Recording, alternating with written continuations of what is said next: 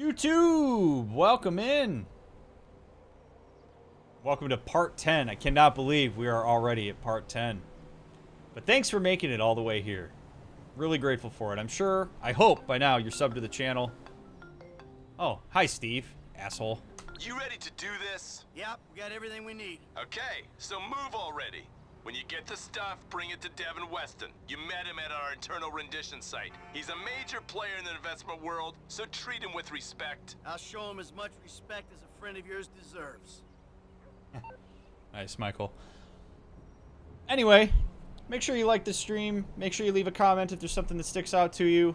Thank you for all of your engagement. These have been really popular VODs, and I'm glad you're all enjoying them. And really, the best way to support this stream for free is to share it with people. Tell people about my playthroughs. That really makes a huge difference. Also, follow me in the description, on all the links in the description below.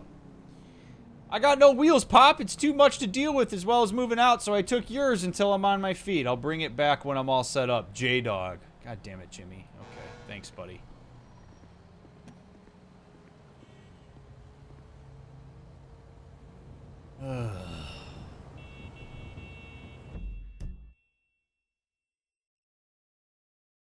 Alright.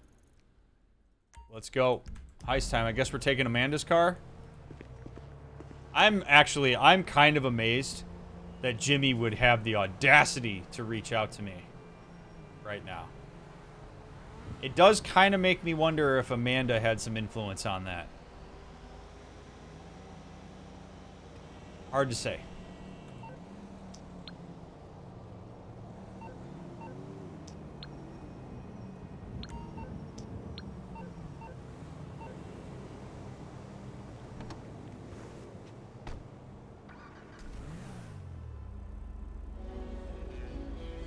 Oh, get a little Voyager playing as we make the trip.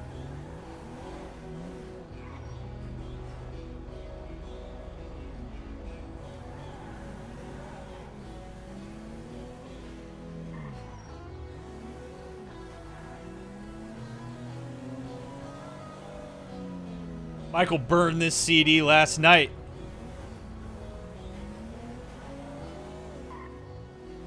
Even marked it with Sharpie.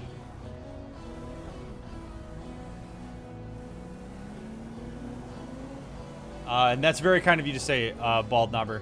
Thank you.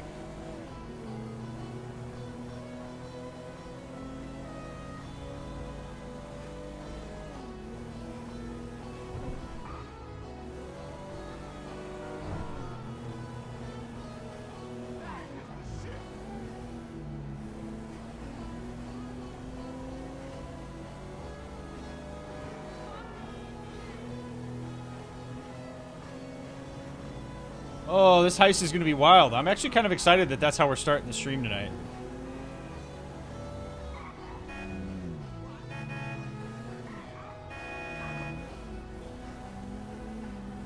The amount of times we've taken this highway.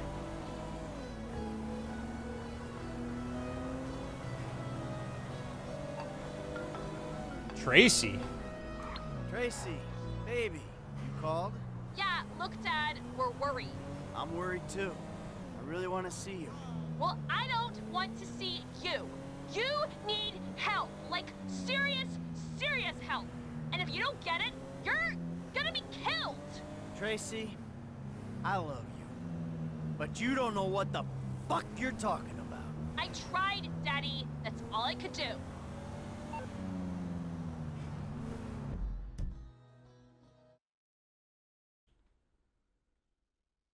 This is a tricky one. This is a really tricky one.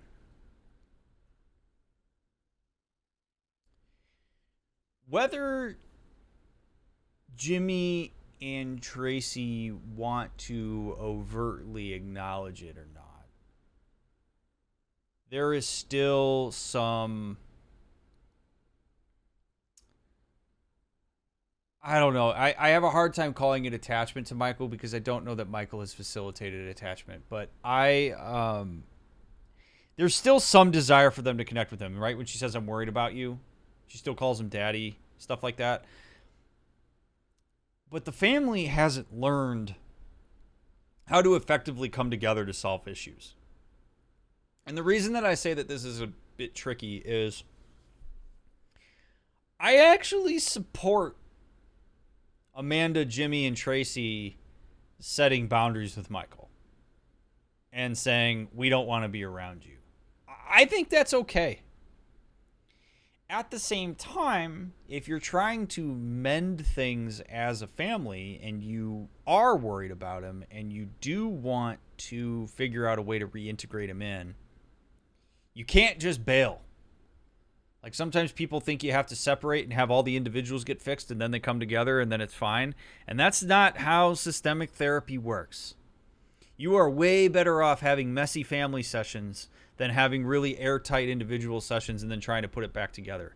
Because the issue is when you go and do individual therapy, that's in service to you. It's not in service to your family. It's in service to you. And there are certain things that you might learn and implement and strategies and alternative sequences and all these fun things that you create for yourself and implement. And let's say everybody does that work on their own.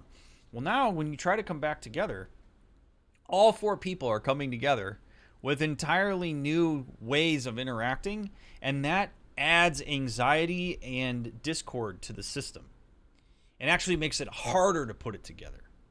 And then because it's harder to go back together, the family snaps back to homeostasis and what they're used to, and then they feel like they've lost their individual work, and then they're more likely to isolate. It just doesn't work well. So what we want to do as a systemic therapist is bring everybody in together so that we can work through the issues together and create these alternative patterns as a unit if we can. So isolating Michael out, if they really don't want to have relationships with him, I think is perfectly appropriate. If they want a relationship with Michael, this is not the way.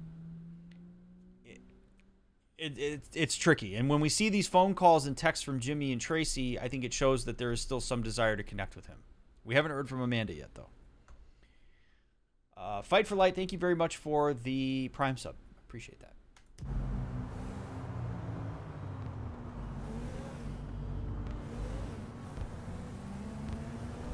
I actually do...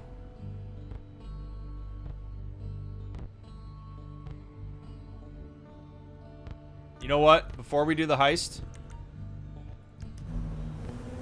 let's go to therapy. We just got a text from our son and a call from our daughter. I need a clear head if I'm gonna go rob and murder and cheat and steal. So let's go talk to Dr. Friedlander. Let's give him a call. Let's be courteous. Give him a call that we're on our way.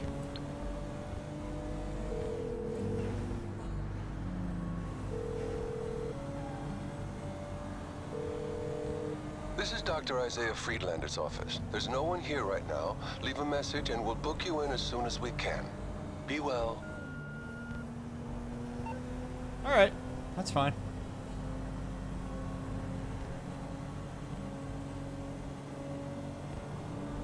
You know, we're already on the highway.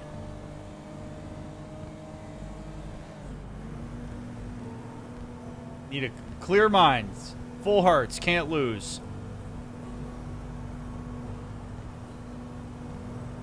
I do not discuss my caseload in that way, Pitstick.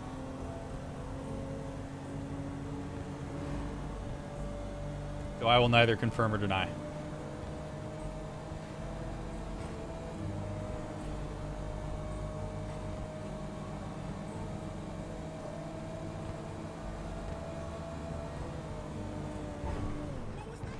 Alright, it's just a quick little drive.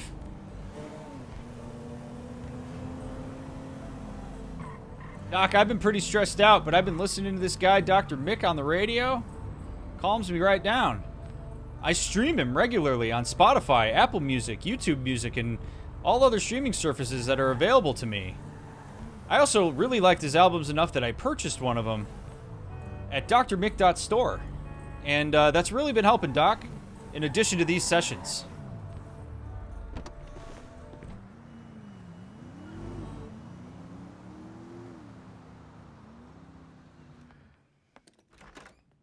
Well, you've made it in the end. Yeah. Please, take a seat. Hey, you mind if I don't, Doc? No. Do as you like. Yeah, thanks. Oh, man. Man. Man. You know what? Look. I'm just gonna take off. I'm not in the mood for this shit. This fucking bullshit. As you wish, Michael.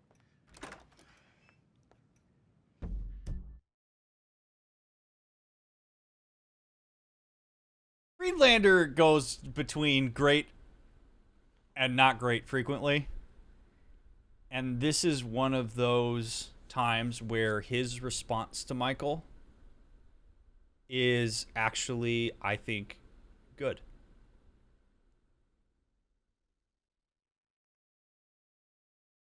People chase Michael.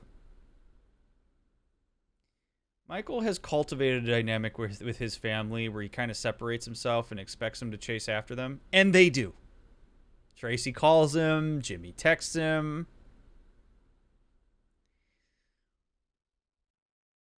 Trevor tries to find him. So when Michael comes in, it's very clear that there's something going on for him. It's very clear that it's vulnerable for him. He gets overwhelmed because he knows that Dr. Friedlander has the ability to get into this stuff in a way that he wants, but maybe emotionally doesn't feel prepared for. So he does a really solid Michael tactic, which is to say, you know what? Screw this shit. I'm out.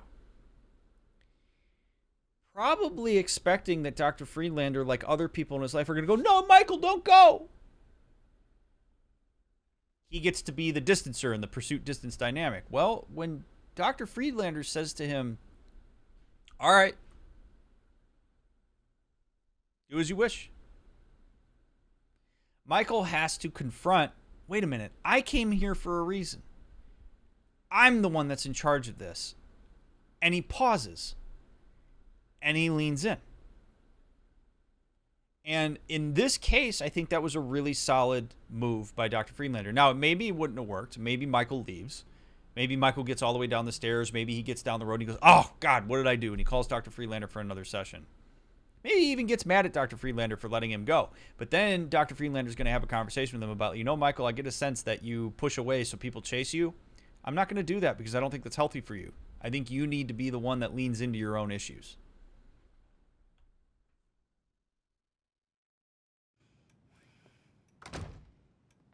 Can I ask you something, Doc? I mean, you're a wise, kind, know-it-all kind of guy. Go ahead. Do you believe in evil? No. No, I don't. I'm a man of science. Evil is a construct made by people who wish to indulge childish fantasies or by people who wish to judge others. It all comes back to the father-mother syndrome, which is what we spent last year on. Yeah, well, you obviously never met my old buddy. And we call him Tony. I thought he was called Trevor. That's right. I forgot I told you about him. Don't worry. Everything you tell me is in strict confidence.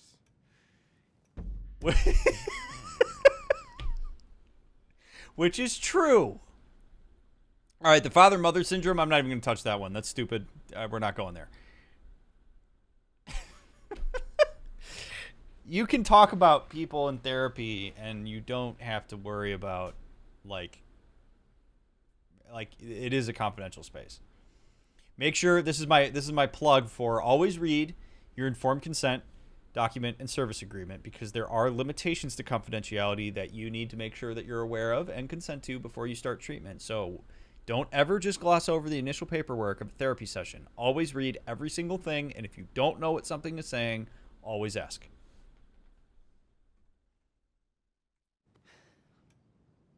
Didn't you tell me that if I turned things over, started again, that the universe would find some way to forgive me? Wasn't that you? And have you turned things over? Well, no. I mean, not really. But that's not the point. I mean, I wanted to. That is the point. What's been going on exactly, Michael? This is really good. Now, what's funny is if any of my former students were to watch this video, they would know that, like, whenever I would watch therapy sessions and be a supervisor and stuff, I pause all the time. So if you're thinking to yourself, please, Ryan, just please let this play out. Sorry, too bad. It's important for me to point things out as they happen. I wanted to is meaningless. People put a lot of stock in I want to. People want a lot of things. I want to work harder. I want to create a better routine. I want to change X part of my life. I want to. And people often think that by wanting something, it's going to happen. This whole put the energy out in the universe and good things will come. No. Too much entropy in the universe. That's not how things work. You have to seize control over what you can control, and that is putting a plan together to move toward what you want. So if Michael has lived a relative life of privilege where he learned that wanting something made it achievable because it was like handed to him, then he hasn't learned that there's a middle space between want and achieve, which is work. Sometimes it's other people doing work, and sometimes it's you doing work. And aversion to that work, because it includes change and uncertainty and distress, is often going to leave people in a space where they fall short of achieving what they want. And Michael's disappointment in that is something we can empathize with, but is also something that we have to remind him. Michael, nothing ever happens because you want it to.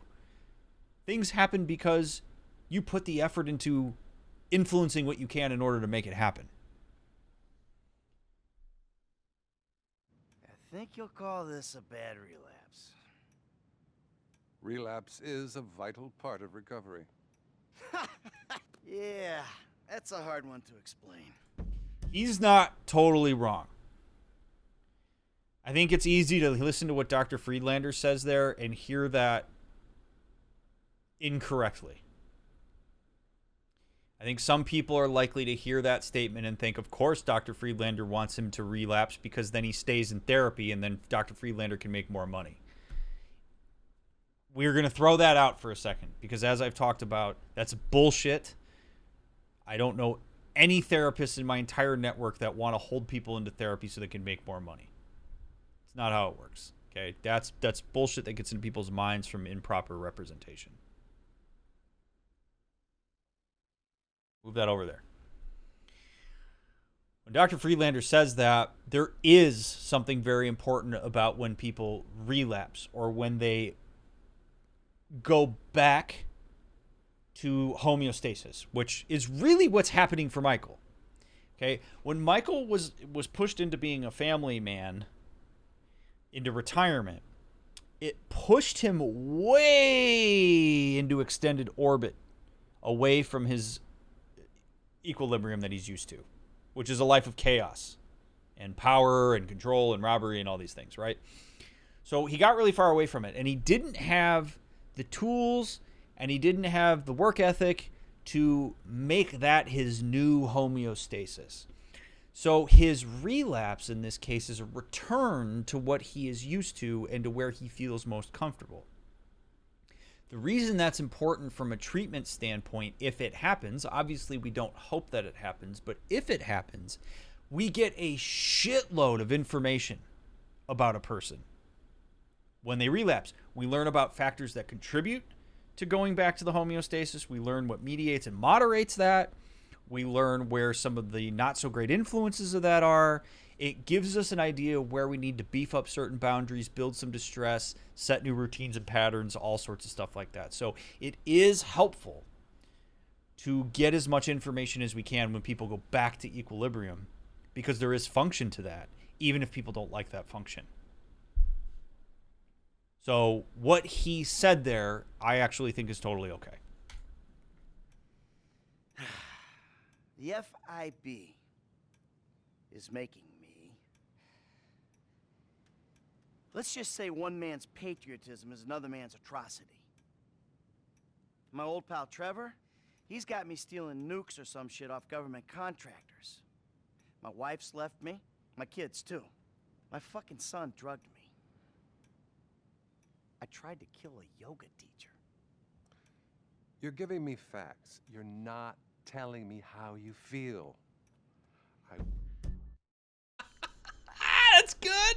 It's true. It's true. He's just reporting. He's not getting into his experience of it, which is totally what we see from Michael constantly.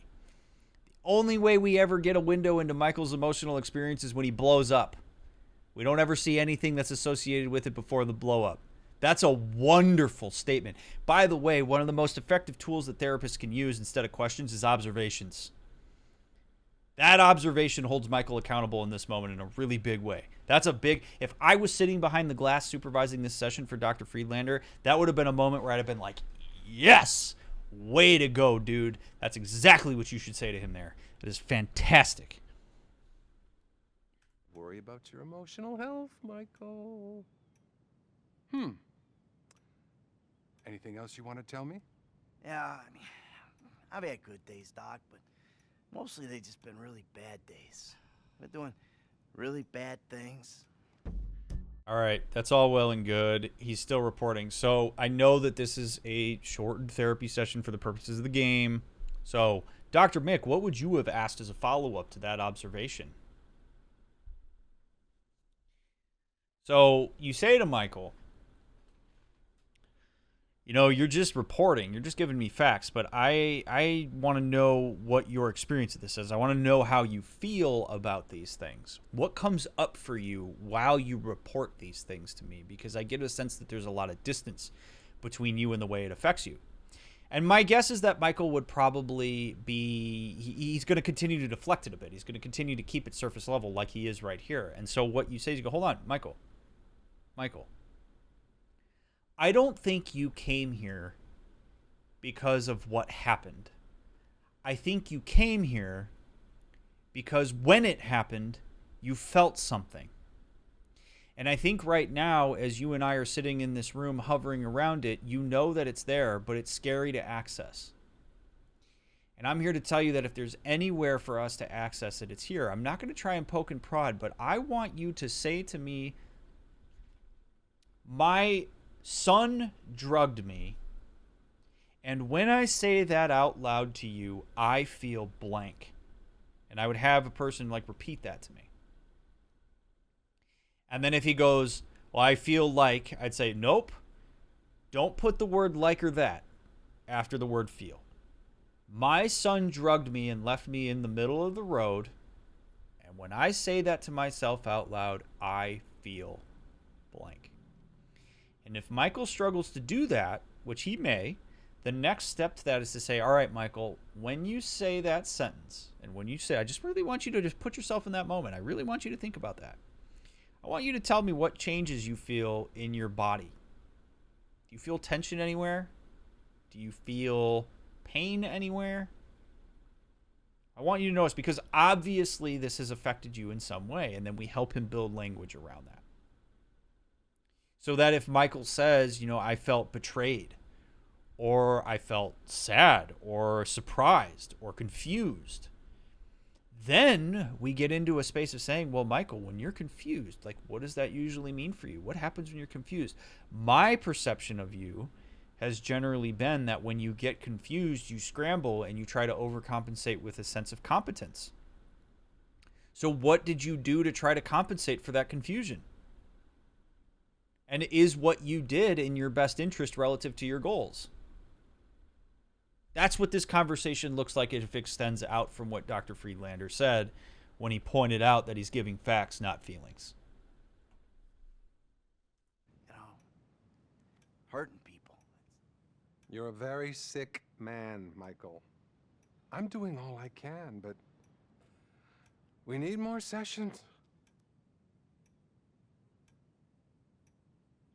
Agreed. Just don't like myself very much, Doc. That's the truth.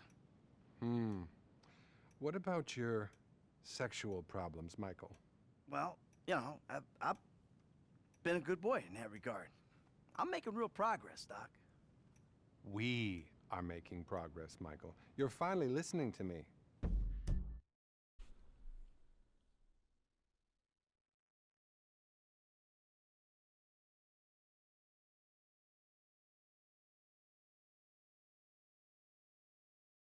And then Dr. Mick loses his shit.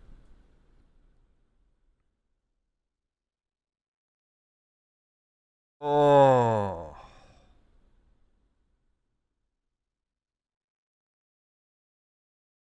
My biggest pet peeve in all of therapy world is when therapists equate client progress or the progress they perceive with their own identity and esteem as a therapist. Dr. Friedlander is so out of bounds by saying we are making progress and hijacking that spiked my heart rate. If I was wearing a heart rate monitor, I probably just spiked my heart rate by like 20. This isn't about you. Michael just told you that he's been working on stuff. Yeah, did you have influence on that? Sure. Let Michael tell you that if it was that meaningful. But don't hijack that and make it about you. That's terrible. Because that is what pushes into some of the bullshit, again, that people are afraid of with therapists, which I, again, am going to be very clear is the overwhelming minority, tiniest little minority of therapists. This idea that he needs Michael to attribute his success to him so that he continues to come for more sessions. That's awful. I hate that. He was doing so well up until that moment. But that comment right there, if I ever heard a student or somebody say that and I was like supervising them, we're spending like a half hour talking about why that was like not okay. Ugh. Michael is sitting there proud of himself. He wants Dr. Friedlander to see him be successful, which is totally okay. I want people to be successful. It's awesome when people show success. To say, no, Michael, we are making progress. Kiss my ass, dude. No. This isn't about you. Great. If I could just get all these people off my back, Doc, I'd be doing a lot better. Really key phrase there. And again, that kind of goes back underneath what we've been talking about here, which is that Michael believes that he does better when he pushes people away. But that is counterintuitive to human connection, his desire to relate to other people. He keeps saying, I love you, Tracy. I love you, Jimmy. Which is talking a talk. But his walk is this idea of if I can shrug people off, keep them at arm's length, be by myself, I'm better off. That gives me a window into Michael's attachment, his core attachment to his formative figures, which is the idea that because caregiving was not consistently available to him, Michael learned that he needs to meet his own needs and that he's the most consistently reliable person in his own life. So everybody around him, including the people that he's close to, he holds to a standard that is really impossible for them because he sees himself as the ultimate piece of reliability. He facilitates that with other people, but he doesn't experience it relative to others. So he is basically saying, I need to be on my own to solve my problems. Nobody else can really assist me in that. And that's why he tries to leave the therapy room when he comes in to ask for help, because Michael's not a lean-in guy. Going to Dr. Friedlander in the first place is incredibly vulnerable because that's him asking for assistance. When his entire attachment and way of orienting himself into the world is to say, I got this. I can do this better than anybody else, which is why I have to be involved in it. It's It's why he's the one that immediately jumps in and creates the plans. It's why when shit hits the fan, he goes off by himself. So that statement is, I think, super key and is something I would want to point out as a really nice point of self-reflection for him. Fascinating. You may actually be a rare combination of a sociopath and a Fuck deluded you. psychopath. No. Either that or a more classic case of a weak pup who was weaned too soon by an angry mother. What the hell does that mean? The worst possible way that he could have. That is the worst possible way that he could have said what I just said. What Dr. Friedlander just said is consistent with what I just said. The whole like mother weaned off her pup off of her or whatever. That is actually very consistent with what I just said, but it's the worst possible way he could have said it. Absolutely horrific. Absolutely horrific. And the reason it's so horrific is because Dr. Friedlander has power in this situation, and Michael is susceptible to what this man is saying. If a licensed therapist with a doctorate is telling me that I'm a psychopath, there's a good chance that he's probably right. Very irresponsible to say that shit. The way he said that was terrible. It's going to scramble Michael. It's not going to help him. It means that's about all we have time for. I really want you to work on yourself. Think about the person you'd like to be and really obsess about it. Next week, I'll tell you how to become that person. Oh, and God. remember, no, brother, you won't. we're all rowing together. Now, cross that ocean. Oh, by the way, your insurance ran out. Listen, I don't suppose you could pay cash from now on. If I'm hearing correctly, you've clearly got some. Yeah, okay. Close the door on your way out. And buddy, chin up, okay?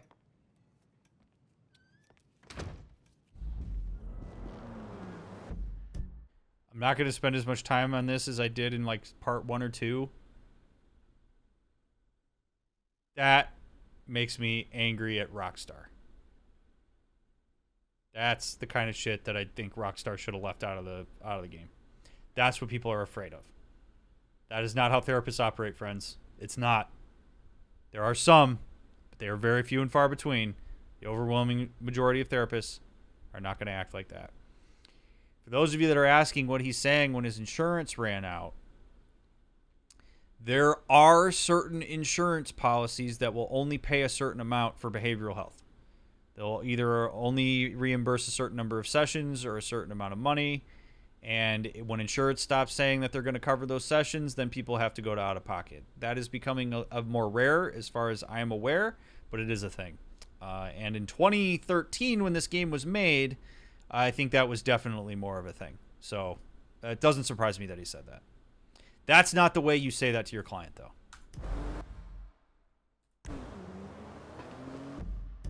All right, well, I don't know if Michael's going to feel much better after that. But let's go rob some people now, I guess.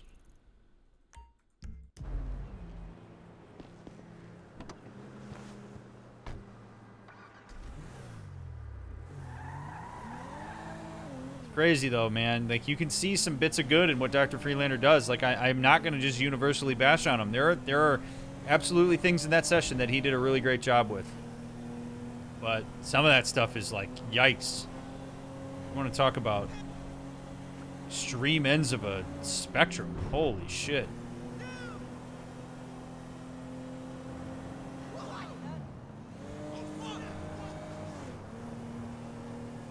I'm going to use this part of the drive to say I appreciate y'all being here. I hope you enjoyed my breakdown of that therapy session. Those are actually a lot of fun for me to do. I am really grateful that you're here, whether you're here live on Twitch or whether you're watching me on YouTube in the VODs. Thank you for supporting my channel. My goal is to make sure that your idea that therapists are like that gets broken down, because the majority of therapists are good people, and I want to make sure that people feel safer and more comfortable looking into therapists for themselves.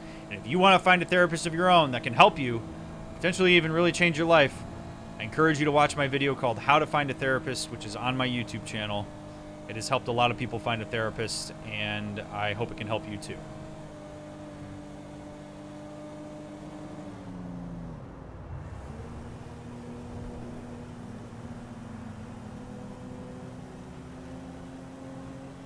Now let's go deal with the feds. From therapy to the feds.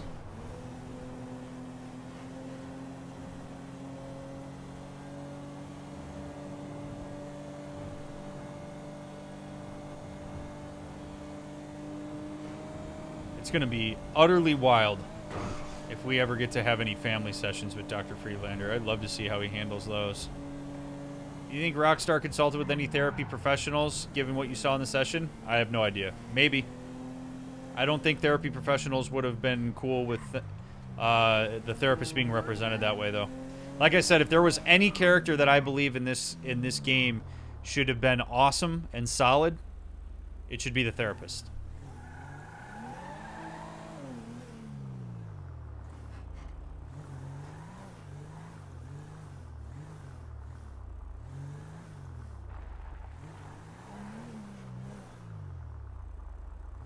I forgot to turn the music on. All right, here we go.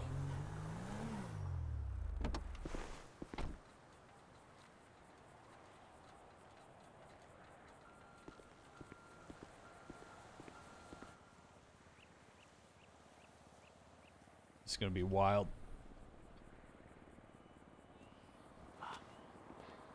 Hey, What's cracking? What T at? right there. So we really finna do this shit? We finna risk our lives to rob some motherfucking government killers again? Yep. Hey. All right. Son. So, listen up. Here's the plan. All right, Trevor. Yeah. I want you in this position up here. Okay, you're on lookout. Give me a heads up when the armored car comes by. Okay. Yeah. I'm gonna be right here, in the garbage truck blocking the roadway. Franklin, you're in the alley, in a tow truck. Hope is they pull right up in front of you. When they do, you come at them hard. Bam. Shit, here's hoping. Yeah, after the hit, we blast open the doors, grab up all the cash, bonds, whatever it is. I take it to Haynes' guy. Saw a little hopeful, homie. As long as I am not on the ground when the shit goes down. Okay? When the shit goes down, we'll handle it. You stay up here, on your post, eyes peeled. Yeah. Okay? We'll take the risk. Sound cool? Shit, you the professional, dawg. And at least we're not wearing clown outfits. There's a plus. Right. The masks. What? Let's see what we got here. Huh? Real professional.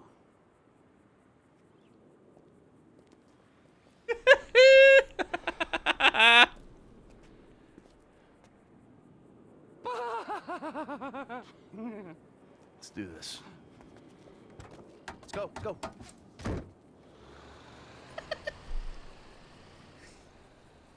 Fashion, baby.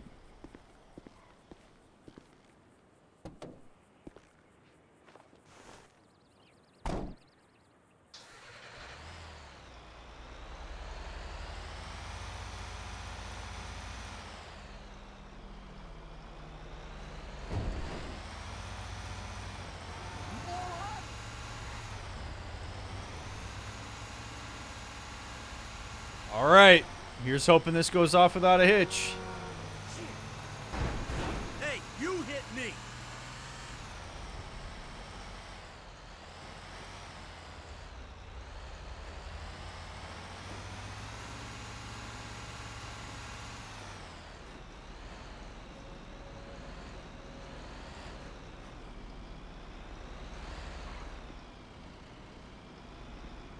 All right, T, I'm in position. What's the ETA? Just a second.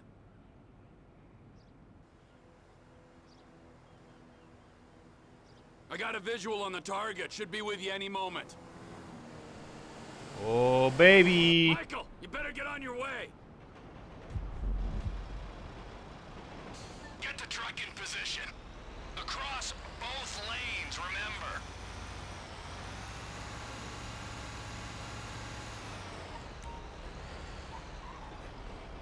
Just stop in the road and stay there. All right, I pulled up. Get ready, Frank. Oh, this is wild. Did Public Works change their schedule? Oh, shit. Speed, bitch! Oh!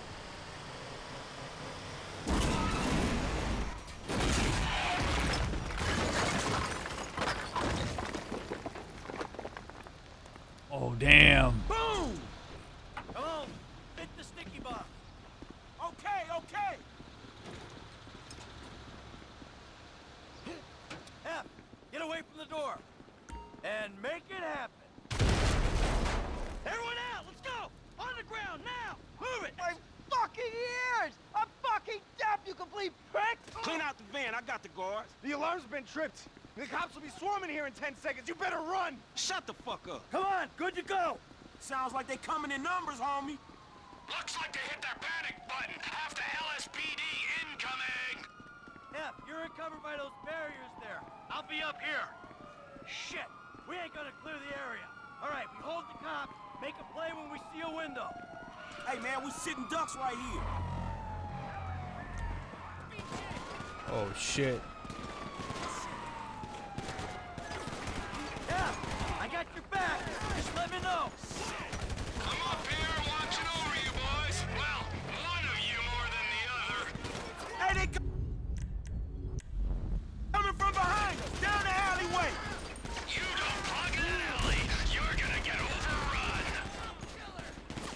Take out the noose reinforcements. Oh, man. All right, what's Trevor got? Things are getting messy! Hey, the news team coming up the alley. Back left. Take care of them. Hey, the news team gonna be on top of us, dog. Back left of the alley. Deal with it. Hold your nerve. We put these guys down, we can clear the area. Weather the storm. Hold tight. All we gotta do is ride this out.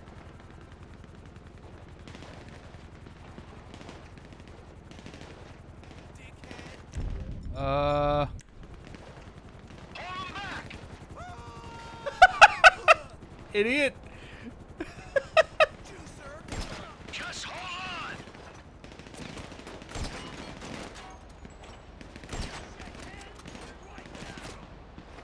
You should have let us go. This is the most incompetent Yeah, man, fuck you. police force I've ever seen. There's tons of these assholes. Hold 'em. Hold 'em down. Catch 'em on the back foot.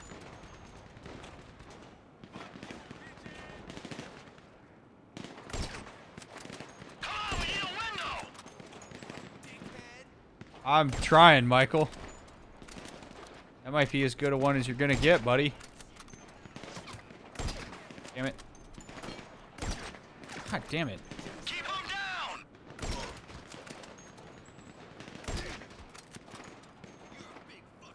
This one's out of it. More cops coming from the front now.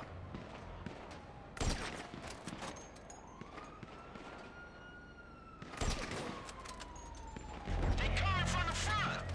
I'm on them. I dropped that fucking cop.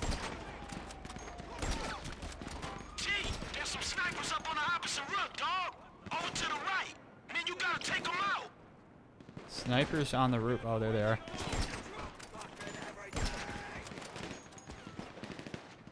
Shooter 2 is down. I see the snipers. I'll get rid of them. They up on that building, man, right there. These fucking snipers. They don't go, I will. Snipers are gone. We're clear. Cops on the left here.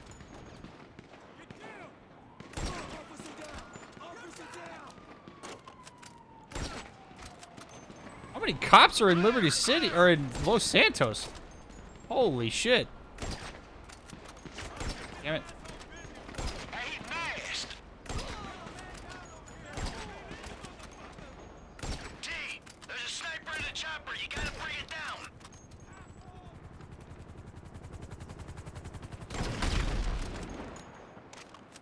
Easy peasy. Nice shot. Got that motherfucker. They're thinning out. This could be our chance to go. I'll deliver the bombs. F, you dump the trash truck.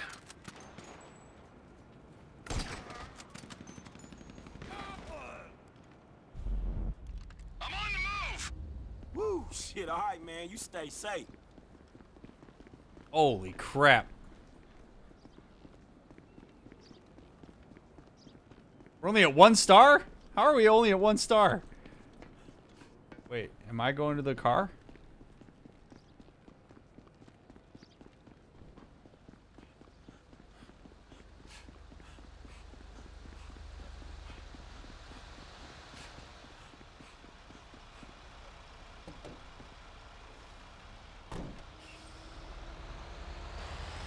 Alright, that's it. No more police. Don't send the military. That's it. We ran out of officers. Just anarchy now in Los Santos. Good lord.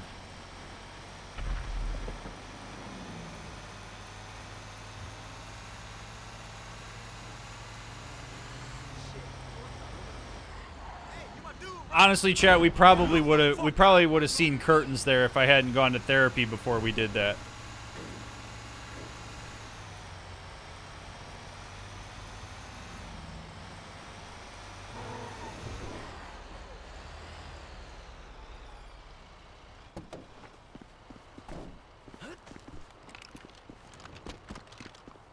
Destroy the garbage truck.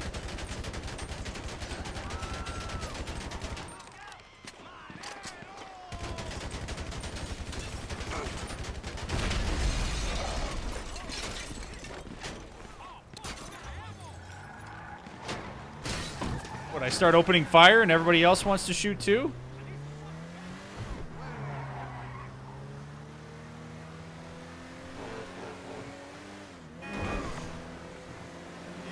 Alright, where we at? Everything cool? Yeah, man, shit, that trash truck is trash, dog. You good? Nice work. I'm about to meet this guy. I'll tell you how it goes.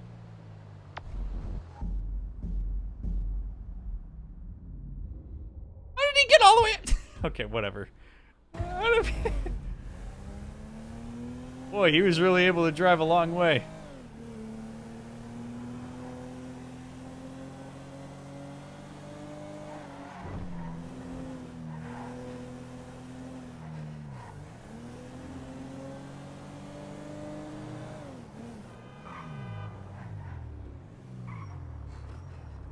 Hello, fellas. Got a package for Devin Weston. Package for Mr. Weston? Come on.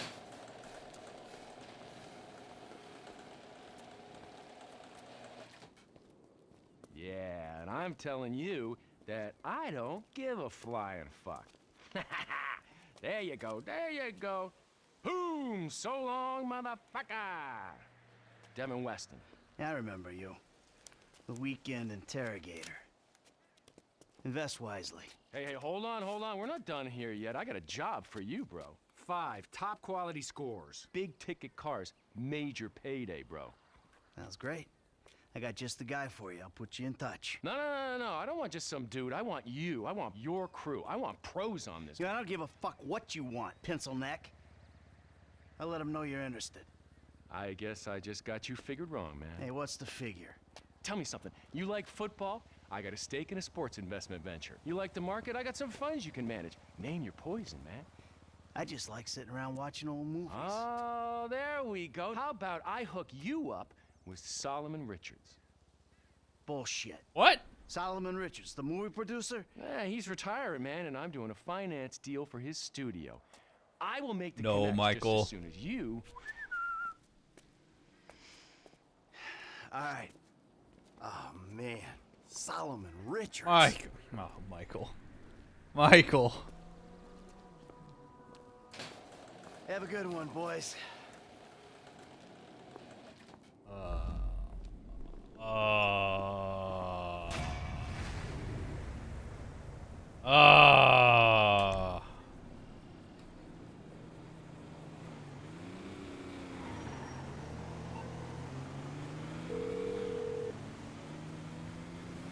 Hey, what up, Michael? Hey, man. Listen, I got an interesting opportunity for you. An acquaintance of Dave's. An FIB contact? Are you joking? Relax. The guy's private sector. Very wealthy. Could be lucrative. Why don't you meet him and see what you think? All right, yeah, I'll think about it. All right. Me and Trevor will be there, too. I promise you. It's a step up for you. A real opportunity.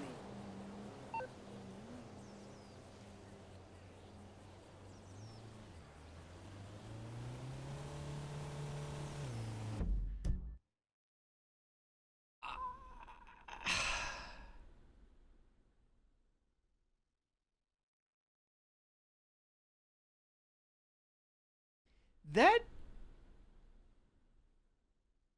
doesn't make a ton of sense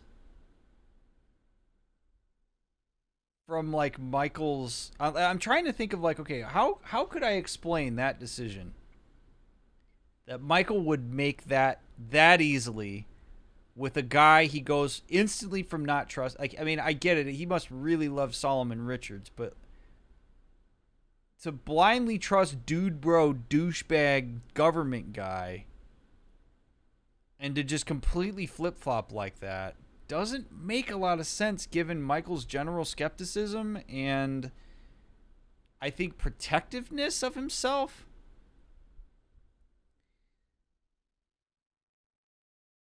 I would just think that Michael would need more in order to agree to that.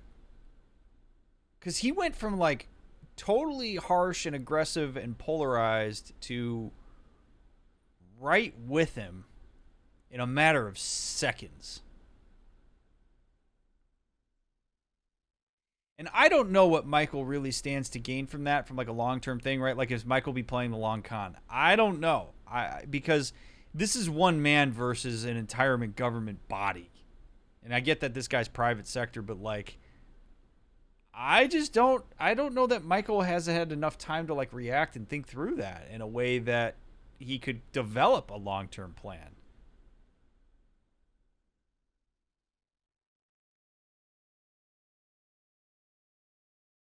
You know, so the reason that this inconsistency kind of bugs me is because this is a world that is built on tit for tat.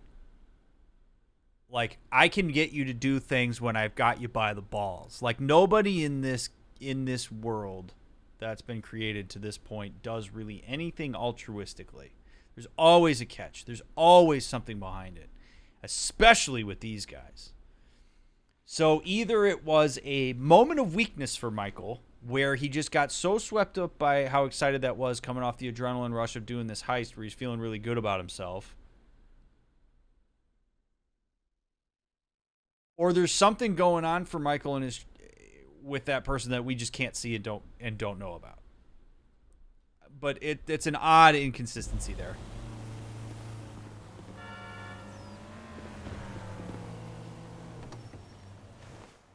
Yeah, I mean, and I understand that too, Isaac, right? Like, you know, we need to move the narrative forward from a writing standpoint, but I like to try to, rather than kind of chalking it up to like the game's writing, I like to really try to think like, okay, so psychologically for this person, what would be the reason that they would do X thing? And that's a hard one for me to pin down for Michael. A really hard one for me to pin down for him.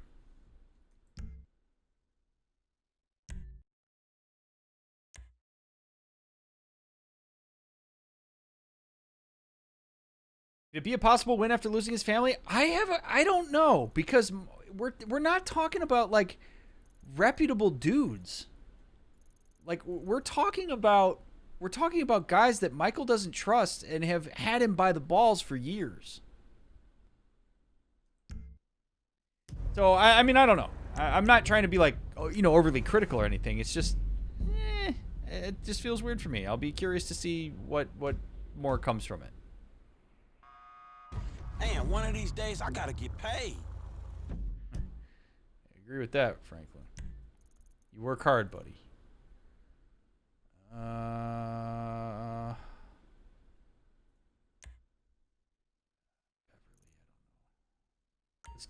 Let's do these. Let's go.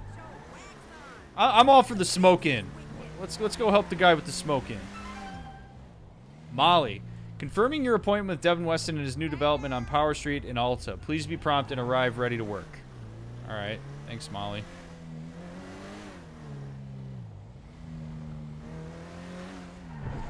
Oops.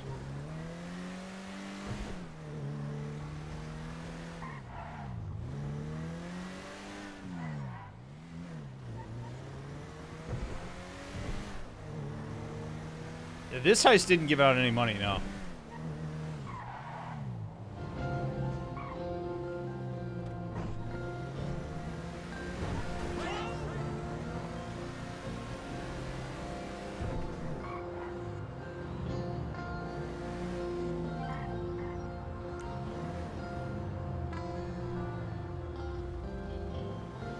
Alright, vehicles with a hidden stash.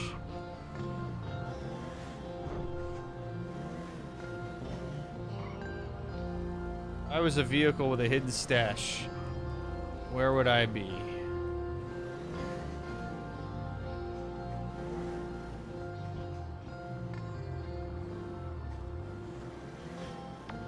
Hey, there we go. Who is this? The fool running around after you. I found the truck you wanted. Oh, good, good. Now hurry. I need it in Vespucci in the next couple of hours. And watch yourself. I hear the cops have been snooping around over there. Get in the truck. Okay.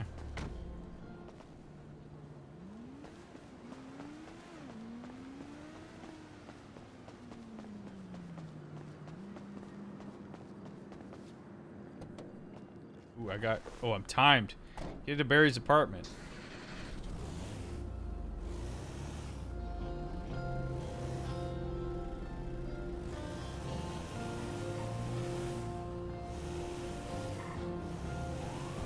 Shit, motherfuckers had eyes on the place. God damn it.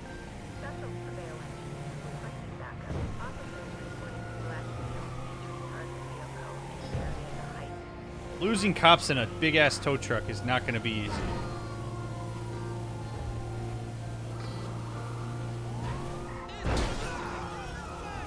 Come on, come on. How fucking slow is this thing? Ridiculously slow, Franklin.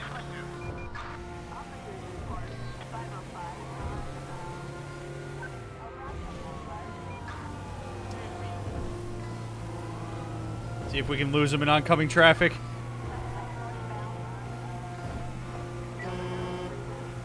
Oh, I might have. There's gotta be a better way to get weed legalized than this bullshit.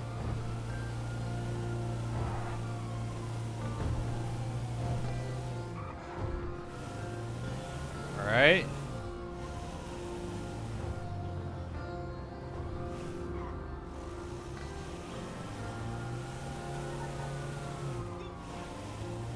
Damn it! Oh, I really thought we had it. Highway's not a good place to run from the cops.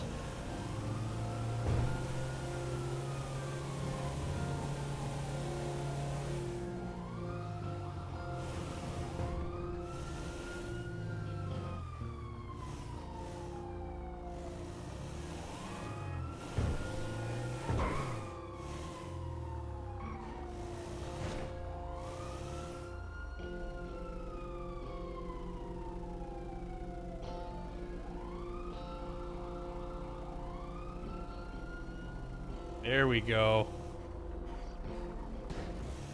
That was smooth, baby. You'd never suspect me to park in a place that says don't park here. Know what I mean?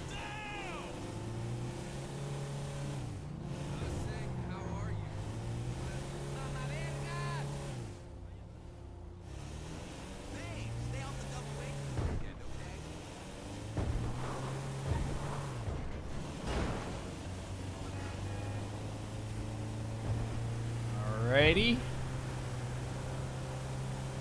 Damn, I gotta get the fuck on.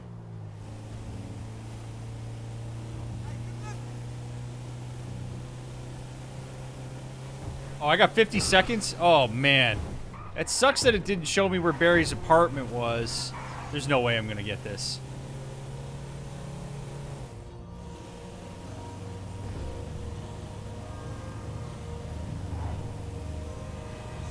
Spent all that time losing the cops.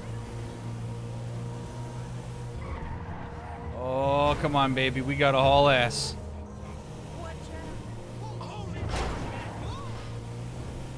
20 seconds. Oh. No way. Oh my god, we're so close. No! Oh my god.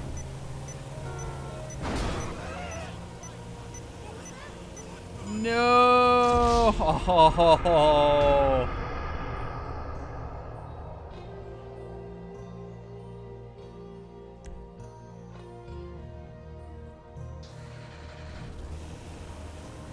Alright, we'll try it again. This This time, at least, I kind of have an idea where I'm going. Shit, motherfuckers had eyes on the place. Special surveillance. Backup. Officers report black male featuring target vehicle in area heightened. Spot code 3.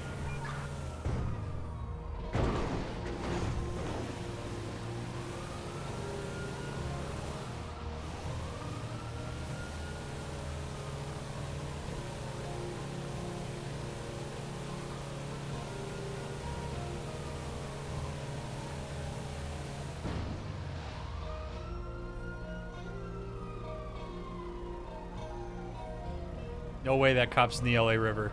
No way that cop's in the LA River.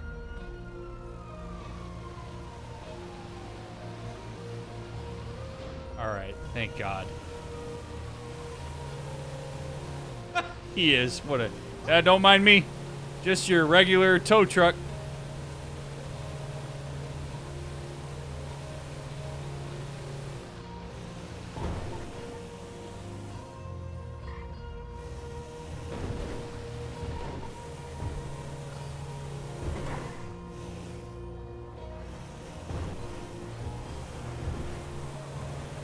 Alright. A little better than last time.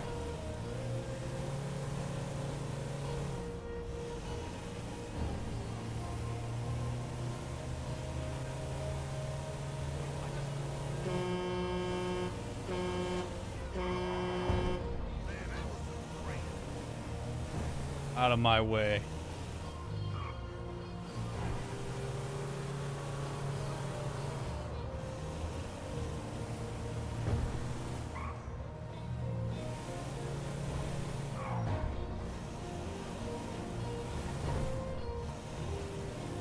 Nice and smooth.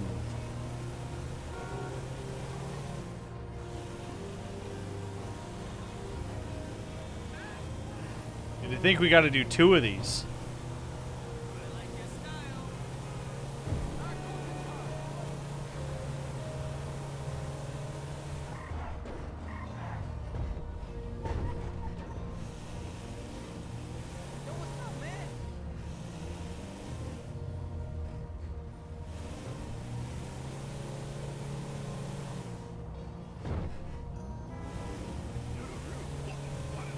Minute 15. There we go. Yeah, we're doing way better. Oh! He says as he crashes into everybody. Damn, I gotta get the fuck on.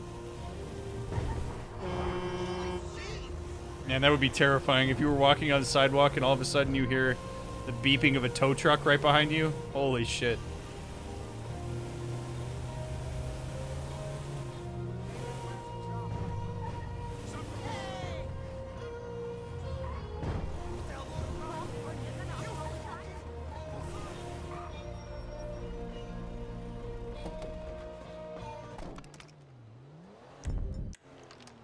Nice.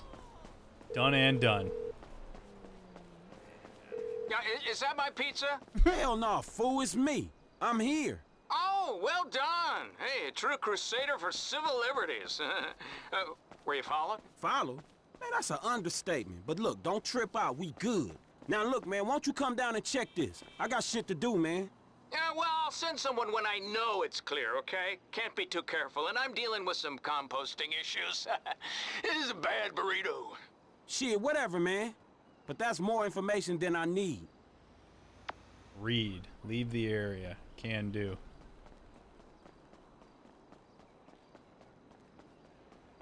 Up in this Prius.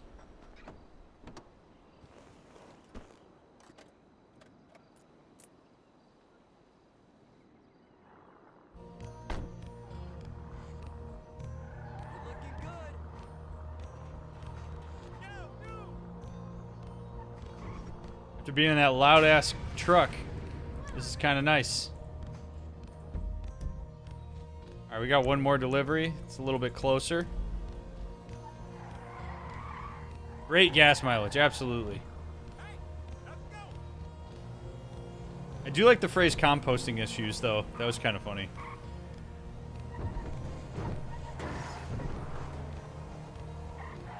Oh, what do we have here?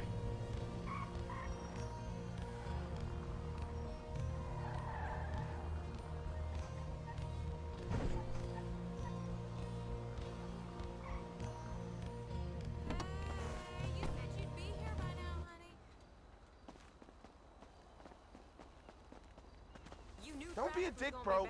I'm trying to look out for you. Just give me the keys. Whatever, Dad. I'm totally fine. Just had a couple of beers. What are you talking about? We had like 6 shots each. Look at you. You can barely stand. You're gonna kill someone.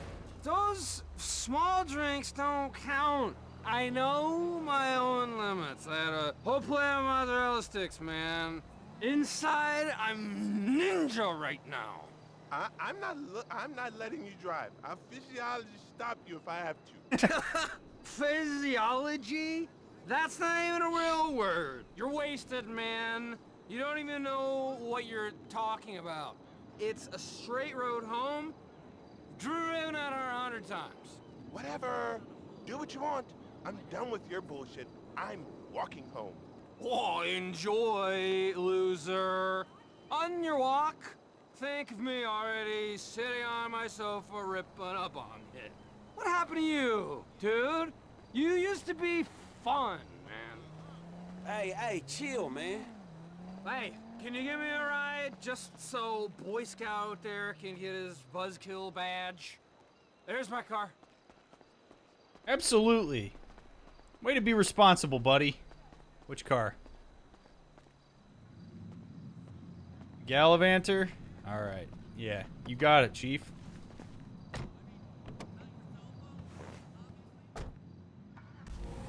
So where to, man? I'm on Alta Place. Off, Howick Ave. It's not that far. Oh, I don't feel so good. I just got a mouthful of something. You better take it slow. Hey, thanks for this, man. As you can see, I could have driven. No problem, but Joy Killer back there had to lay a guilt trip on me. Can you believe he wanted me to walk? Walk? What do you think this is? Europe? Just because I sound drunk doesn't mean my brain's drunk, you know? It's offensive. You don't call a deaf kid stupid for talking funny. I can't believe he just walked off without me. Why do guys turn into such assholes when they get married? Well, he can go back to his boring family to jacking off in the garage after everyone's gone to bed.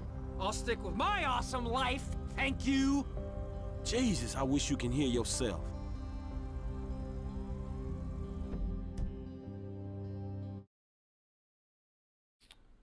You and everybody else, including this guy, and only you and everybody else who has been in this guy's position, are accountable for the things you say and do while you're drunk.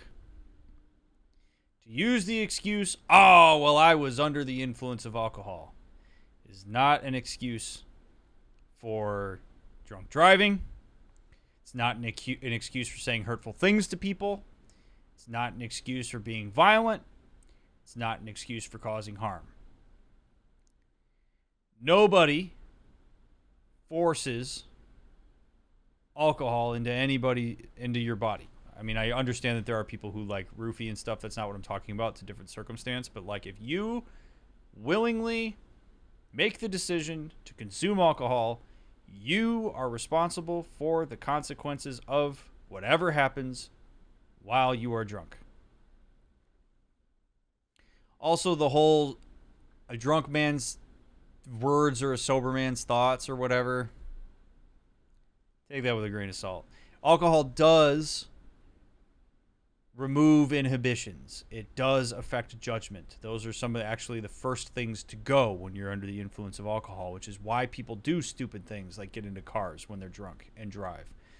It raises your confidence. It takes down the barriers and certain sensibilities you have when you're under the influence of alcohol. So have a plan, and don't ever be afraid to ask for help in how you get home.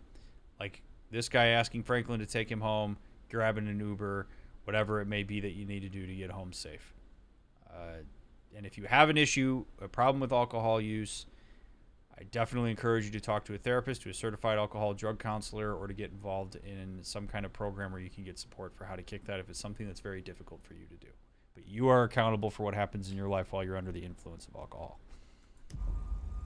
This is nothing. You should see me on Thanksgiving, pumping the turkey, shouting, "Yo, you like my wishbone, don't you?"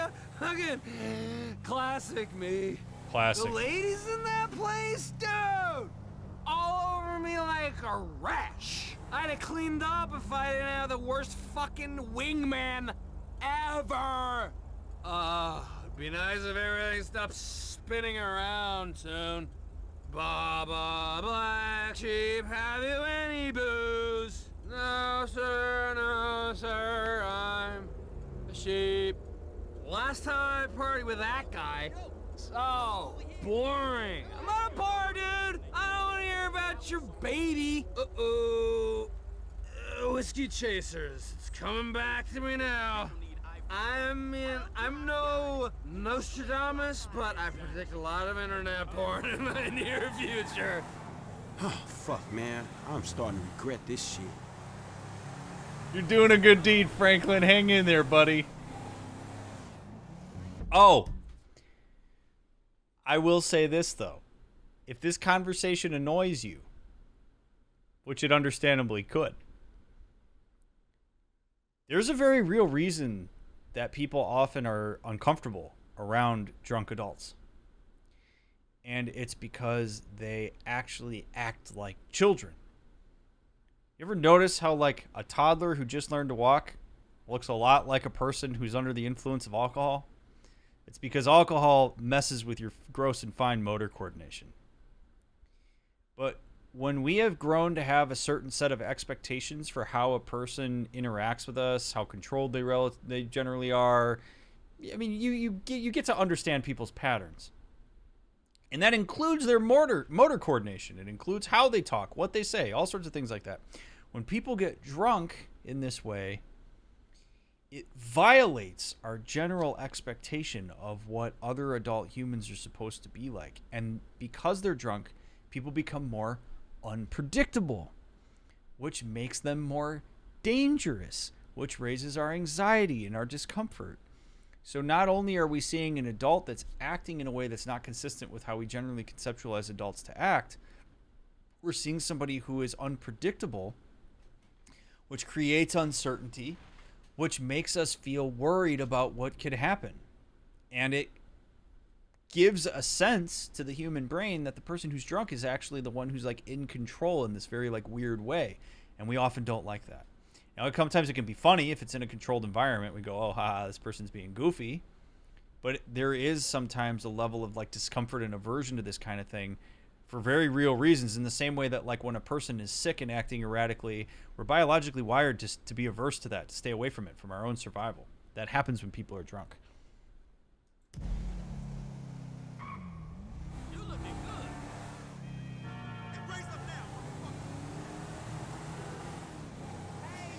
It's hilarious to watch toddlers walk around because they look like they're drunk. And you really do lose your coordination when you're wasted. And just really goes to show that we're just animals. Like, that's all we are. It's great. We're all just slave to our biology.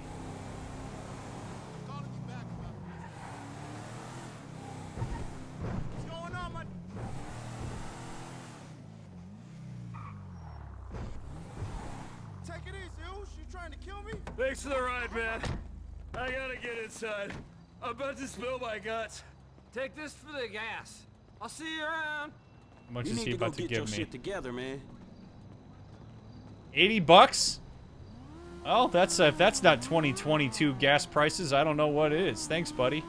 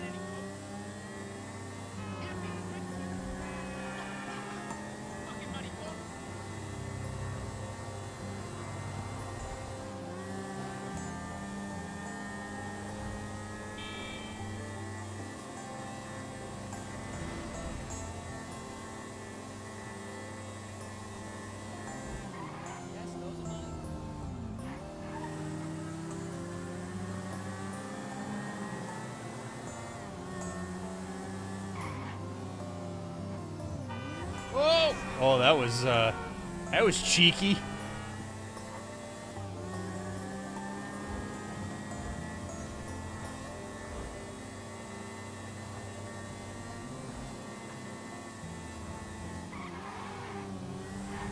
That's dumb luck right there.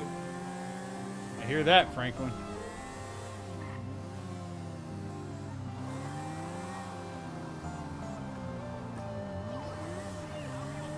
All right, there's another truck in here somewhere.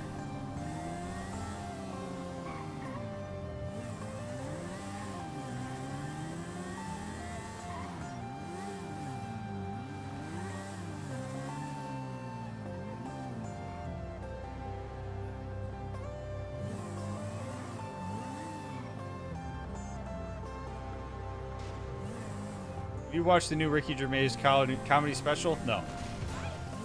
I have not.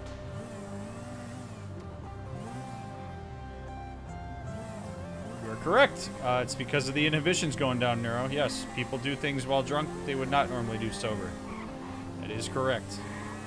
And they are accountable for those things. All right.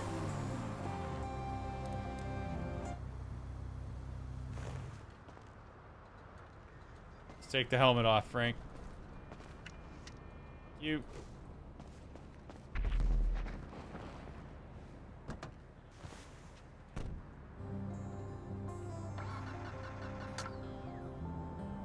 Come on. Come on. Man, are you fucking kidding? I should have never listened to that high-ass fool.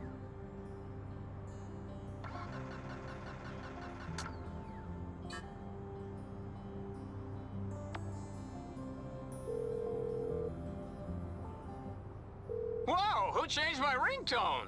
Hey, look, man, that car in La Puerta is a fucking hoopty. The engine is fucking shot, man. I'm gonna grab the stash and get the fuck out of here.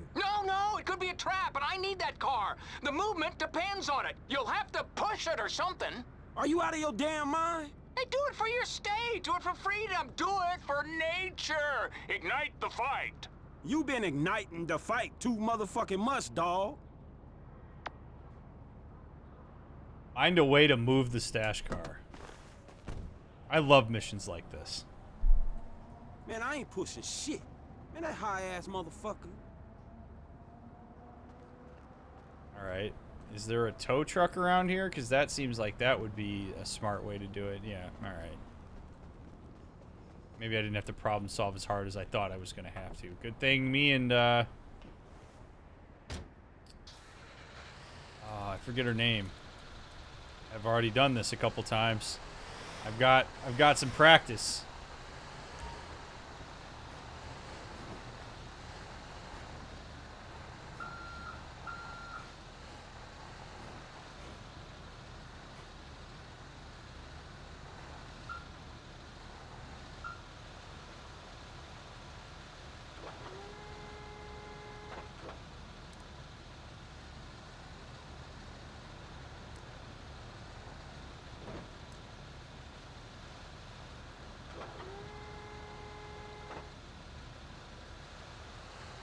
Good shit.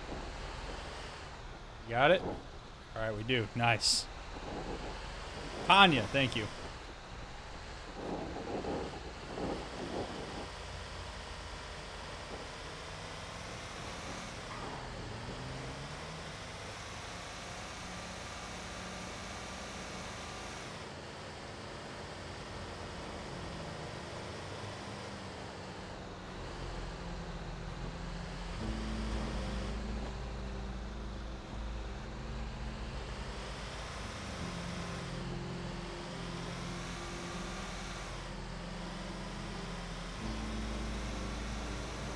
Nice smooth ride.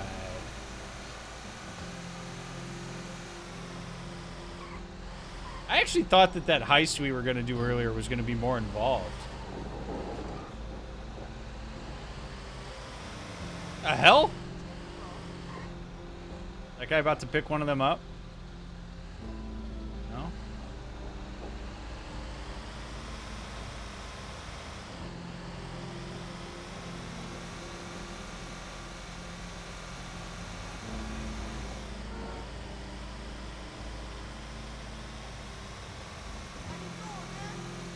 This might be... So I normally don't like playing open world games like this at night. I know we talked about that during Red Dead. This might be the first game that I actually do not mind driving around at night. Actually really nice and, like, weirdly peaceful.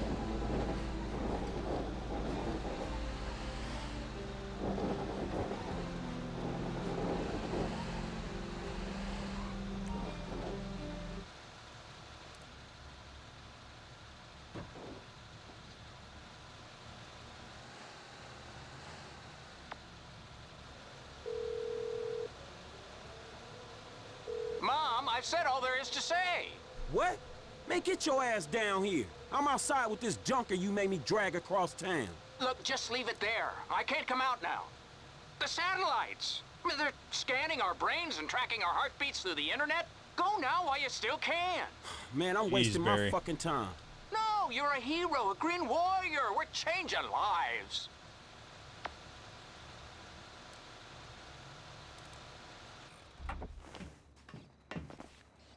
Right? It's so nice. I mean, I love night driving like that to Lounger. Like, hop in my car and just, like, drive around Las Vegas at night. It's awesome.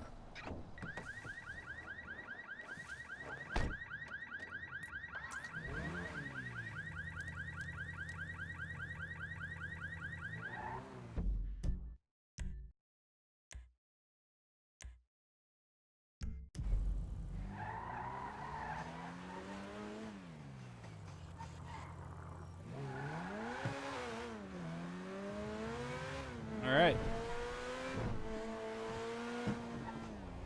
Hey, it's good to see you. Grassroots, the drag. I'm guessing now he's gonna call me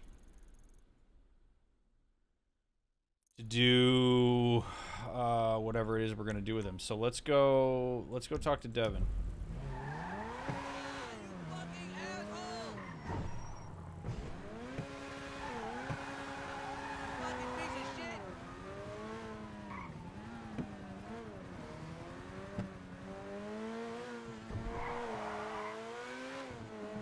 Wouldn't mind doing another street race.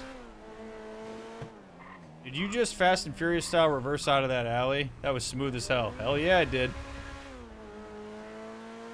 I've gotten kind of used to the driving mechanics now, so I feel a lot more confident in my abilities.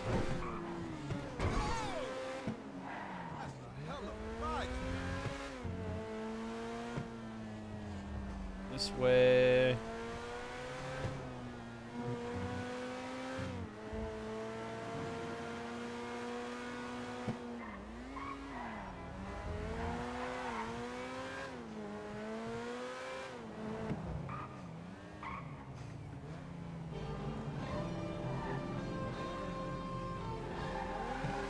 I hope I'm supposed to go up.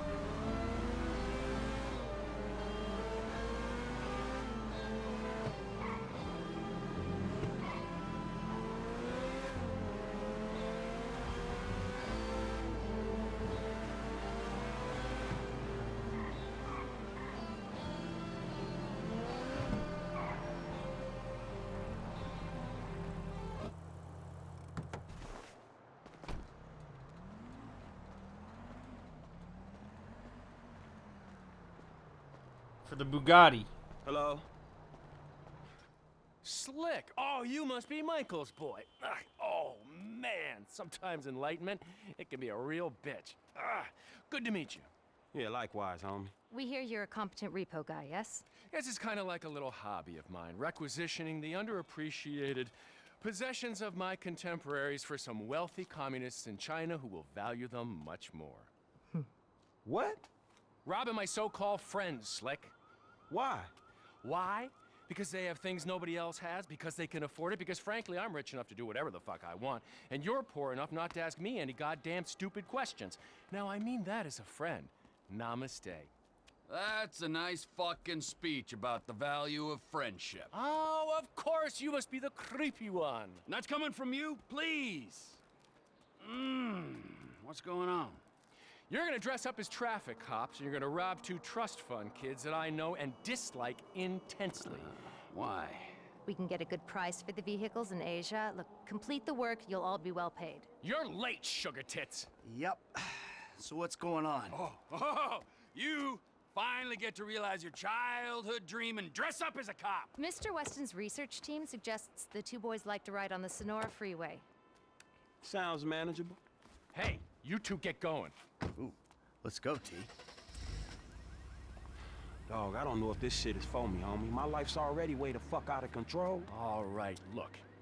I'm a Darwinist, brother, all right? Some prosper and some struggle. Now, are you out of your goddamn mind? This is your lucky break. Choose. Now, are you gonna do this, or have you simply found your level in life? I guess we'll find out. Yeah, I guess we will, homie.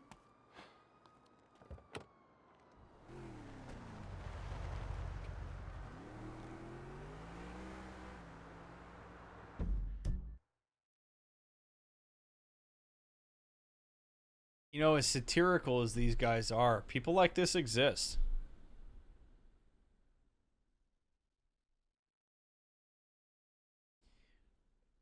I saw a meme recently on Reddit about how, like, you have these, you know, generations of people who do really hard work and, you know, get wealthy, and then they just kind of pass the wealth down, and it creates this weird sense in some folks that have generational wealth that they somehow worked hard for it when they really didn't. It was just handed to them.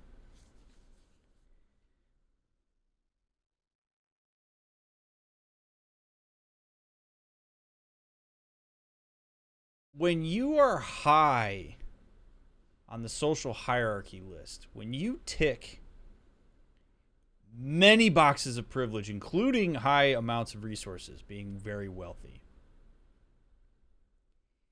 you don't have to look down. In fact, there's no real incentive to. You don't got to look behind you. You don't have to care, because things fall into place for you. And if from a very young age that's cultivated for a person, this is what happens. You assume that other people have had equal access to opportunity and to wealth that you have. You assume that the reason people don't have things is because they must not have taken advantage of those opportunities when they may not have even had them in the first place. You don't have to care about the issues of people that are below you on the hierarchy.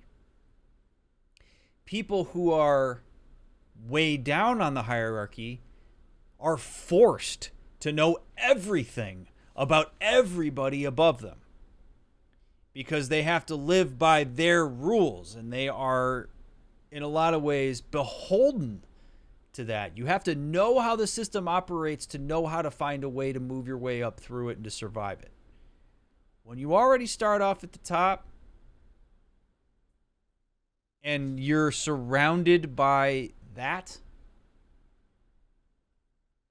you don't have to care about all that other stuff. You're completely out of touch in a way that some ways is sad and scary, because there is a difference between people who make their own wealth and people who just have it at times and don't pay attention. Like, if you are forced to pay attention, if you get involved in things and you diversify that can make a difference. But when you don't, when you are in a homogenous group and you're just isolated out from all this stuff and you're told you don't have to care about it, and you're forced in narratives that people are, it's their fault that all these things are happening, you live in a la-la land with a lot of power that actually creates a lot of problems for the people around you. And that's what makes it scary, is like, in order to get this guy to understand the realities of so many people, he'd have to have a full-on breakdown of his entire lived experience, and that is insanely hard to do. And the fact that he's got resources to throw at it in order to make sure that doesn't happen is icing on the cake. So I know it's satirical to have this guy present this way, but this is something that there are people that are like this, and they can be very difficult and scary to be around for all the reasons I just described.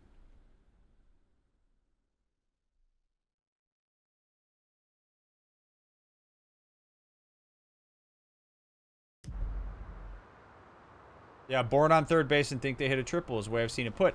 And when it's sad from a developmental standpoint because kids don't know that. When you're a kid and I'm not trying to like shit on people who grow up wealthy because you didn't choose that. You don't choose what you grow up in.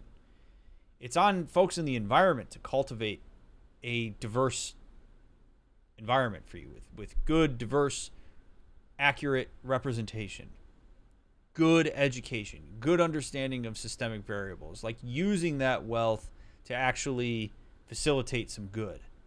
And unfortunately, that doesn't happen very often. So that's why I say there's a part of it that's really sad, because if this guy was this is just what he grew up in. People are products of their environment. And trying to intercept that later on in life is incredibly hard to do.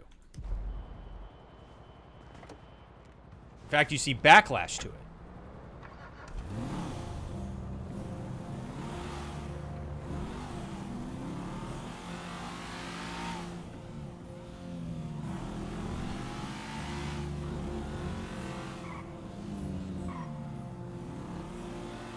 And absolutely, it's from I agree.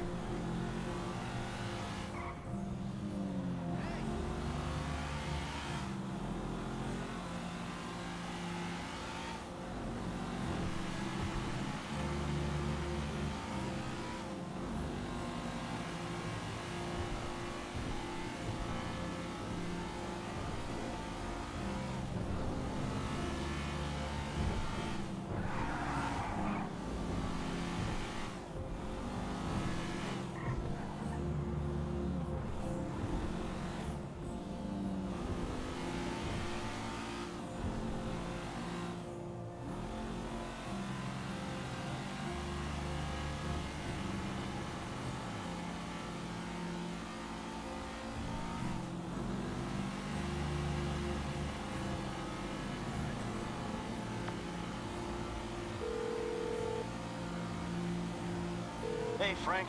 Hey, I'm nearly with these dudes, man. You guys comfortable on your end? Yeah, I guess. We look pretty ridiculous. All right, man. Look, I'll see you soon. Yeah. We'll pick you up coming through Grapeseed. Get the drivers there and get them going at speed. Alrighty.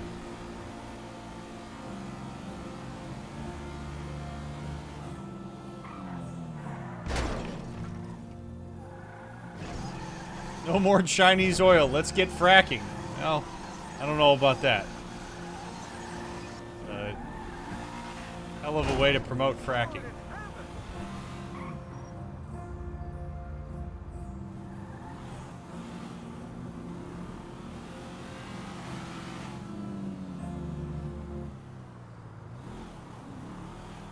I'm telling you, 2.7 millimeters. Look at that car. How about we see which one of you two is for real?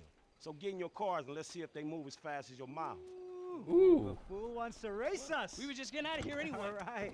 There's no way this car holds its own against them. Alright, well, I was just talking about racing. Their cars are so much better than mine.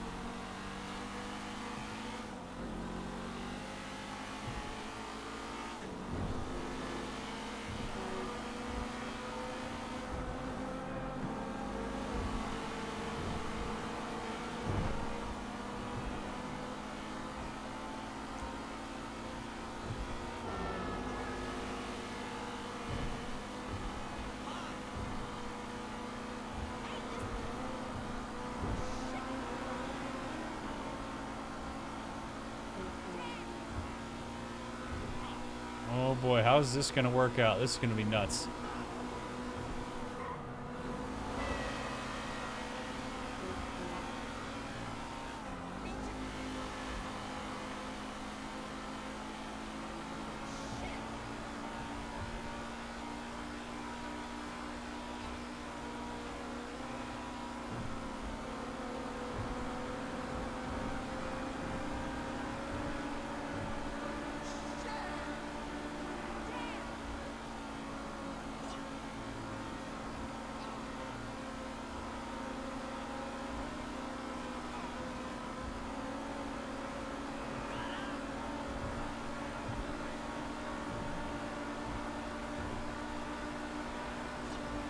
Really am curious to see how...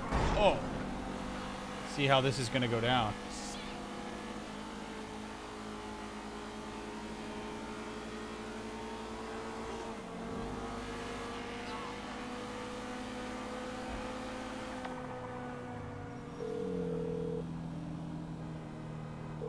Hey, we coming up now, man. Be there in a few seconds. Got it. Whatever. Here they come. I'll tell you about that later. Hey! Yes.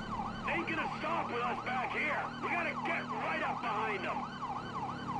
Let's go. This one's on the wrong side of the road. I'll stay on him. Now come if you can handle it.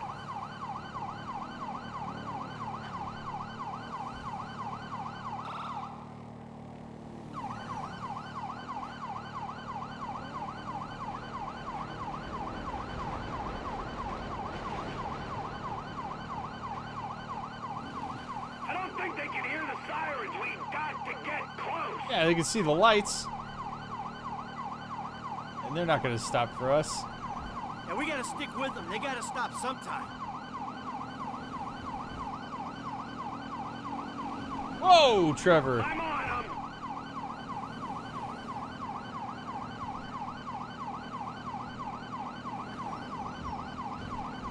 Stay on them, T. They'll stop eventually.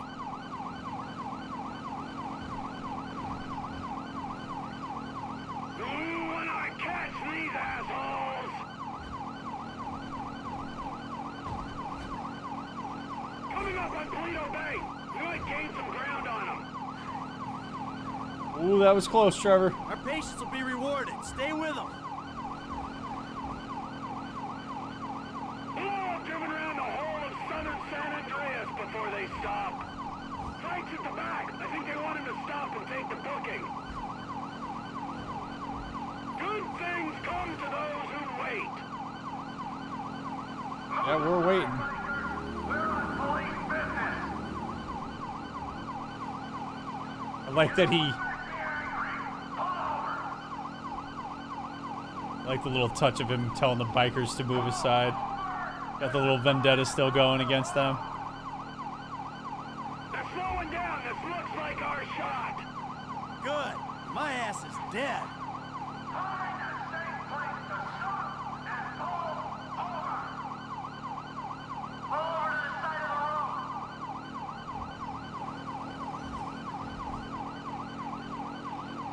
You got your fun. Now come to a stop on the bridge. They're pulling over. Okay.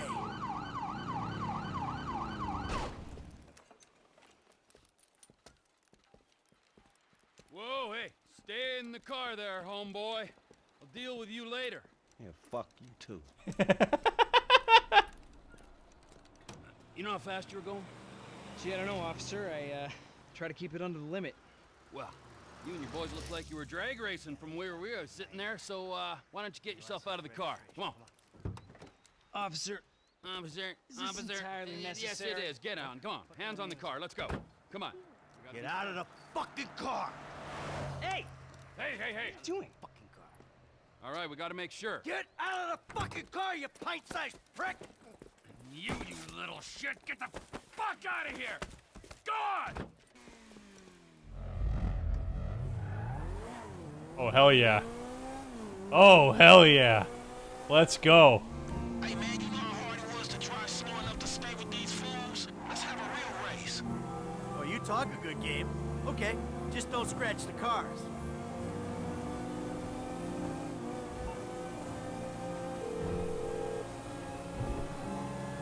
Speak. Ah, the lady from before. Devin's assistant. Good to be working with you. It's Molly Schultz, Senior Vice President and General Counsel to Mr. Weston's holding company. And if you think it's good to be working with common thieves, well, you're very mistaken. Have you got the cars? Wow, the whole resume. Yeah, we got the cars. Bring them to Hayes Auto on Little Bighorn in South Los Santos. Mr. Weston and I will meet you there. Did you guys see that the GPS went out when I went through the tunnel? Lawyer person. I'll be waiting at Hayes Auto in South LS for you idiots to show up. Yeah, right, fool. Oh, hold on.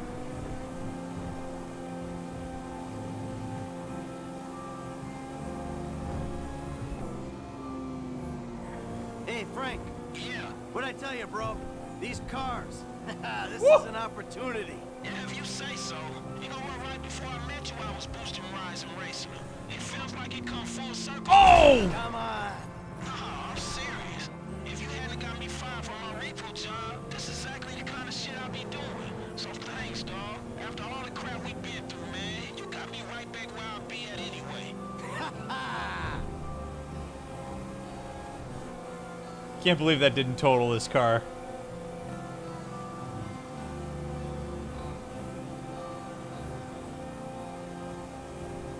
Well, looks like you guys are fighting it out for second and third. Hey, look, Devin Weston, he ain't like anyone you worked for before. Man, he runs his mouth, wants me to boost cars, and most likely gonna be paying me a fraction of what they worth. It don't sound that different, to be honest. You must know who this guy is. Look him up. He's the real deal. I've seen his house. He can make things happen. So, he like, to you, what you were to me. I see your house, I think this dude can take me places. Yeah, maybe. Something like that. The lead horse always burns out before the end.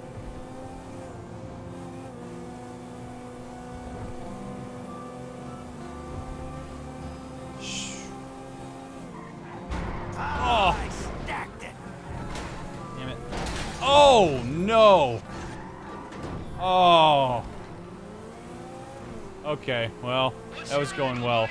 What do you mean? Like, how am I gonna beat your ass in this race? Don't worry, I'm taking care of that. I mean, is it just the smell of green? Or is there some other thing with this guy and you? You know, feels funky. Hey, I'm just trying to do what's best for Frank. You know, help him make the best of the chances he's given. Hey, if it's about the girl, I saw her first. Don't get too creepy, all right? She's a professional woman who's doing a job. And leave it at that. No sexual harassment in the workplace, T. Not on my watch. I'm serious. Both of you, back off her.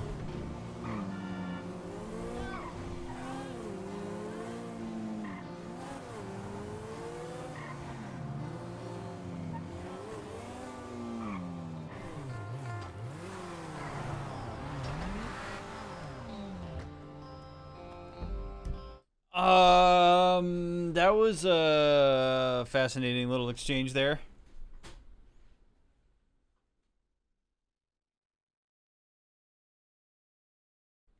That I think actually kind of helps. Like when I was saying that it felt very inconsistent to Mike's character when he made that agreement.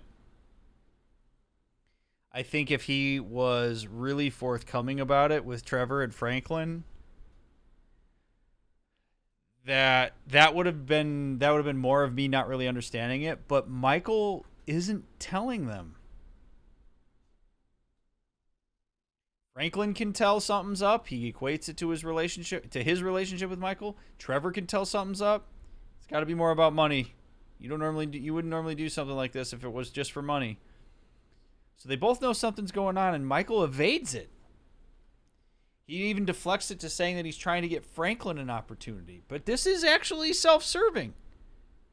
We just got wrapped up with some real bullshit because this guy hung Solomon Richards out in front of Michael. And that decision is not good for Michael. Because if he wants people to trust him, if he wants closeness with people, Trevor and Franklin, of all the people that are in this game, are the two people that he could be honest with.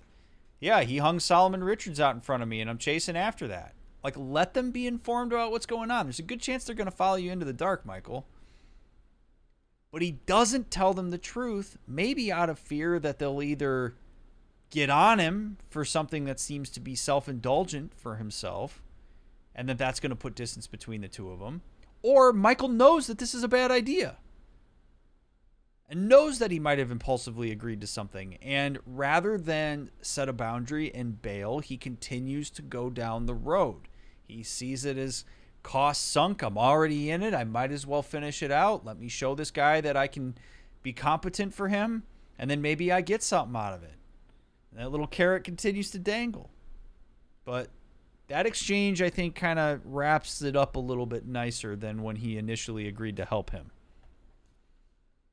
Gentlemen, I love you all. Oh, God, this is gonna be fantastic. 1 kid and 2 old creeps. Who the fuck would have thought it? Gentlemen, move the vehicles. Hey, gimme 5, 5, and 5. Oh, hey, chest kiss, homie. Boom! Dawg, come on, man. You got the fucking paper? Abso-fucking-lutely. Look, you finish the job, you get the paper. But the order was for 5 cars. If I'm not mistaken, that's only 2. Just give me the fucking money now! Oh, I'm so scared. I really, really am. But you know what? I'm a payment on completion of work type of guy. You don't like the job? Take a fucking walk. Hey, come on, man. Hold on. So what's next, man? Well, it's the Z-type. Chad Mulligan. Lay it on him, kid. Mulligan's a record producer. He's going through a messy divorce. He's hiding his valuable assets, including the car, so that makes it complicated. He'll clock any ground surveillance we run. All we've got to go on is that the car's in a lockup in Howick. So we just go house to house? Not quite. We have access to an LSPD helicopter. The computer on board can ID pedestrians from a chip in their driver's license. Find Mulligan and Howick, follow him to the lockup, someone on the ground collects the car. All right, so who does what? You're not needed for this job. Phillips, you're in the chopper. Clinton, you're on the ground. Yeah, I don't understand the deal between you two. Yeah, well, I don't understand the deal between you two either. But you know what? Life is just one long mystery. Bye-bye, gentlemen, and stay spiritual. Oh, and Michael, I'll be in touch about your friend, Solomon. All right, good.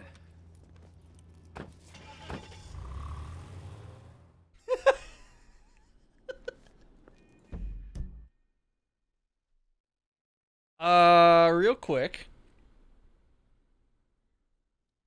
I think Trevor's legitimately attracted to this woman. And I'm not excusing the fact that he is making advances on her that are probably unwanted. It's not cool. There are better ways to do it.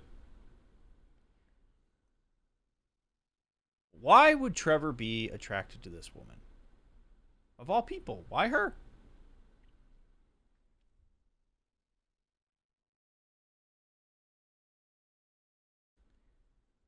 I would venture a guess that it's because she is powerful and that she is direct and she is clear. She is attractive.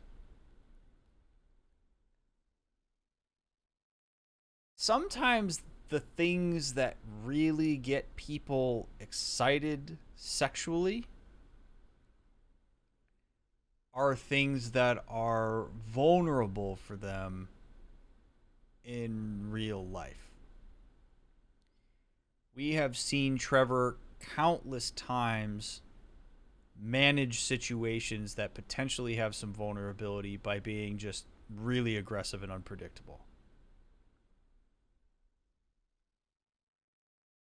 The engagements that we've generally seen sexually with him are where it's just kind of with something that he treats as just a piece of meat and whatever and casts it aside. My guess is that Trevor probably is into submission, potentially, sexually.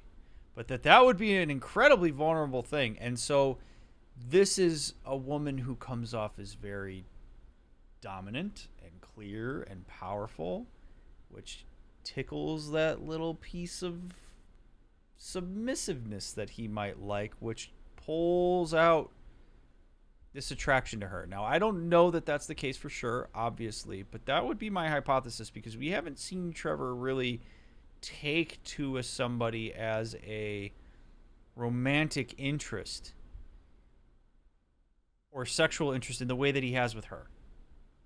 And it stands out to me, and that's kind of my initial hypothesis about it. Hello, Raiders, coming along with Shot to the Heart. Hello, I am Dr. Mick. I'm a licensed couple and family therapist. I have a PhD in human development. This is Game Sessions with a Therapist, where we play cool games, talk about mental health, psychology, therapy, and more in an effort to destigmatize those things and bring information to people who wouldn't otherwise have it in a responsible and ethical way. I am currently doing a Let's Play of Grand Theft Auto 5, and we're using the game to illustrate various psychological concepts to talk about mental health, relationships, and all sorts of cool educational stuff. You might ask yourself, really? Grand Theft Auto 5 has a lot of educational stuff in it? Sure does. There's a lot to analyze. So it's a spoiler-free, backseating-free playthrough, but I really do appreciate you being here. Shot, I hope you had a great stream. Thank you for bringing people over here again. I really appreciate it.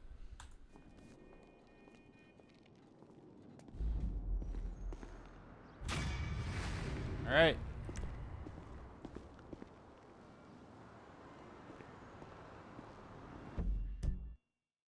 Ooh. Is that a Lester?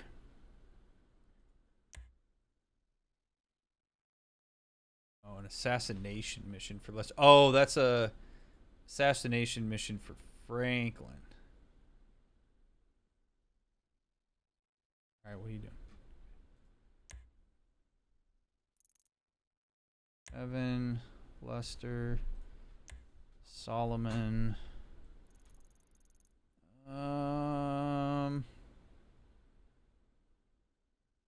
Let's go. Let's get Frank. Let's switch to Franklin.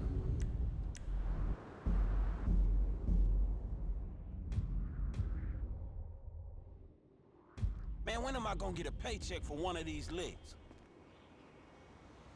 Honestly, I agree. When are you gonna get one? All right, we're gonna finish with Beverly.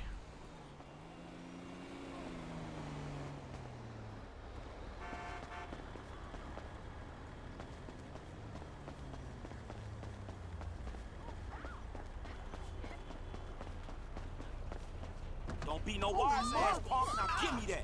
Puta madre! Dirtbag! Oh shit! Hey, you picked the wrong guy. Did I?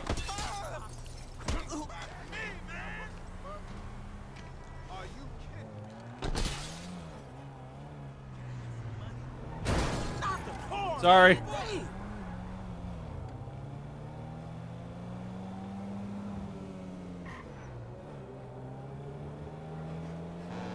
Oh man!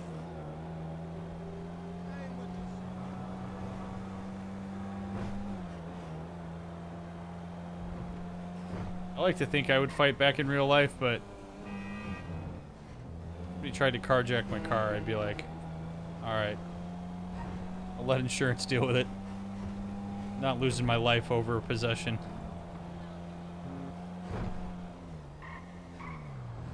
Not blaming that guy. It's my fault I stole his car, but...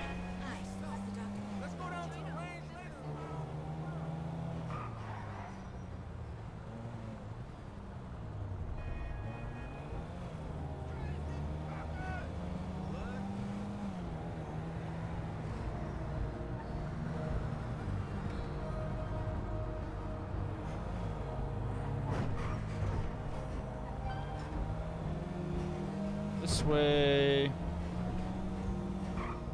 Ammunition is too spammy, man. Leave me alone.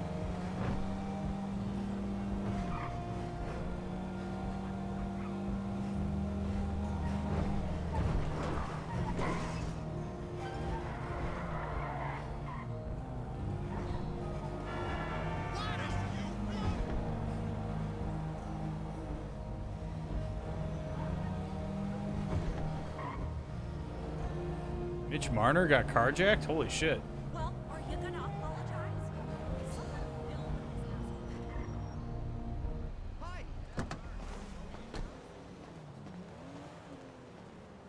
Hey, Beverly. Oh, man, you fucking ruined the shot. You ruined the fucking shot.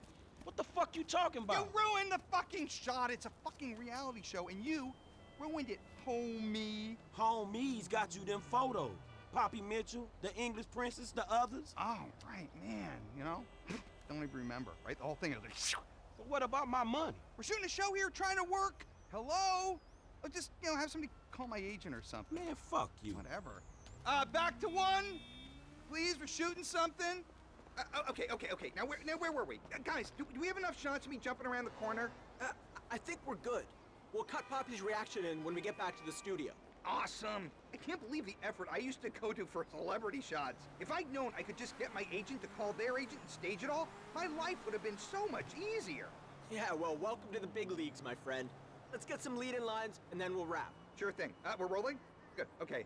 Poppy Mitchell, all-American good girl turned deviant slut. For years, she's cultivated the image that butter wouldn't melt in her mouth, when all along, it's been dripping with a different kind of protein. Is that too much? It's just weird, man. It doesn't even make any sense. Isn't butter a fat, not a protein? You're also literal. Okay, scrap that. Let's pick up. According to my insider sources, Poppy has been spotted here at the Generic Hotel. The question is, why? Is she really attending a charity fundraiser for starving children? Or is she getting tag-teamed by the cast of Medicate Me? There's only one man you can trust for the answers, and that's why I'm risking life and liberty to bring you the truth. And cut. That'll work. Let's call it a day. I'll get the shot of you walking to the car. I am legitimately conflicted here. I am obviously not an advocate for violence. I say that after I literally shot like 30,000 cops earlier in this stream, but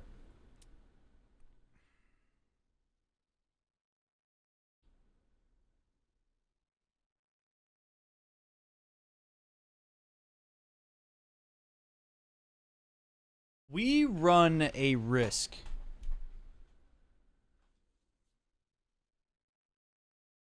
by beating him up.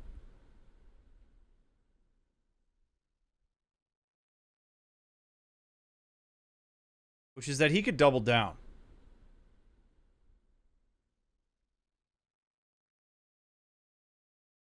Like, this could prove to Beverly whatever narrative that he's already constructed in his mind about all of this stuff.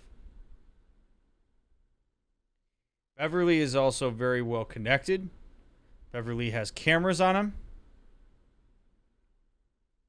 I, Franklin, as a black man, walk up and punch Beverly on camera. I don't really know what Franklin stands to gain by beating the shit out of Beverly here. I know that there's some level of catharsis that we all think we would experience from doing this because what Beverly is doing is reprehensible. I agree with that. I also don't know that I want to do something that's going to double him down and put me at risk when I could just walk away from him. I'm sitting on $258,000. Do I really need a couple $1,000s from him? I don't know that I do.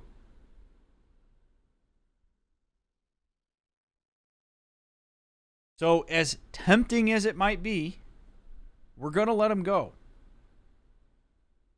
I'm going to let natural consequences get him. I don't think me beating the shit out of him is a good idea here. I really don't. Ouch out, babies.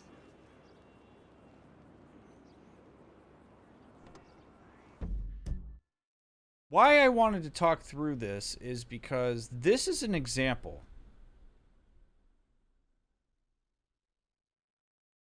of the need for thought between an emotional experience and a behavioral choice. Take this being a video game out of this for a minute. This is a translatable thing directly to real life. There are a huge chunk of people that would get really emotional here and just punch the shit out of him. Beat him up. Threaten him. You got to think about shit before you act. Because that decision is a choice, and there are consequences for that choice. When we talk about things like anger and anxiety management, this is what it looks like. You acknowledge the emotion. I'm right with y'all. I don't like Beverly any more than anybody else in this chat. I also understand why he's doing what he's doing. Doesn't make it right. But am I willing to put myself at risk through my actions that I can control to handle what is a completely unknown variable in this other person?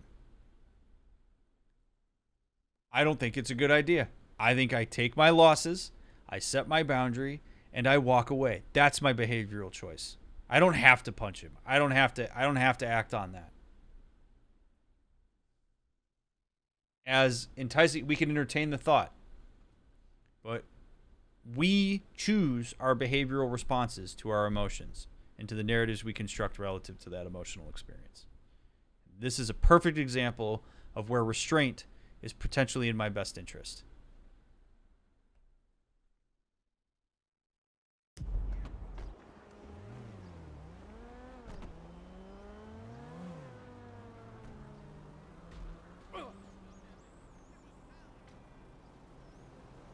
As he drives away and literally hits that guy on the side of the road with his car.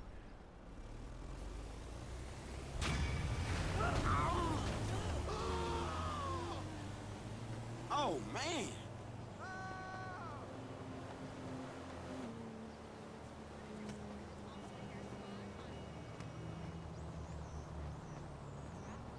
Wow. Well, let's go ahead and brush that off. And that's gonna be where we end it. What a nice little exclamation point to put on the end of the stream. Holy shit, that was hilarious. Those of you that are watching this VOD on YouTube, thank you so much for taking the time to watch this stream tonight. Wherever you are and however you're watching it, whether you're binging, whether you're keeping up with it as they come out. Thank you, thank you, thank you. I hope that you enjoyed it. Please leave a like on the stream or on the video. Pop into the comments if you like. Subscribe to the channel. Check out all the links in the description. I appreciate those of you that support the stream financially by purchasing merch or listening to my music or sending a tip while I'm offline. Really, really grateful for all of you. And I really look forward to catching you in part 11. I'm sure it's going to be great, as all of these have been to this point.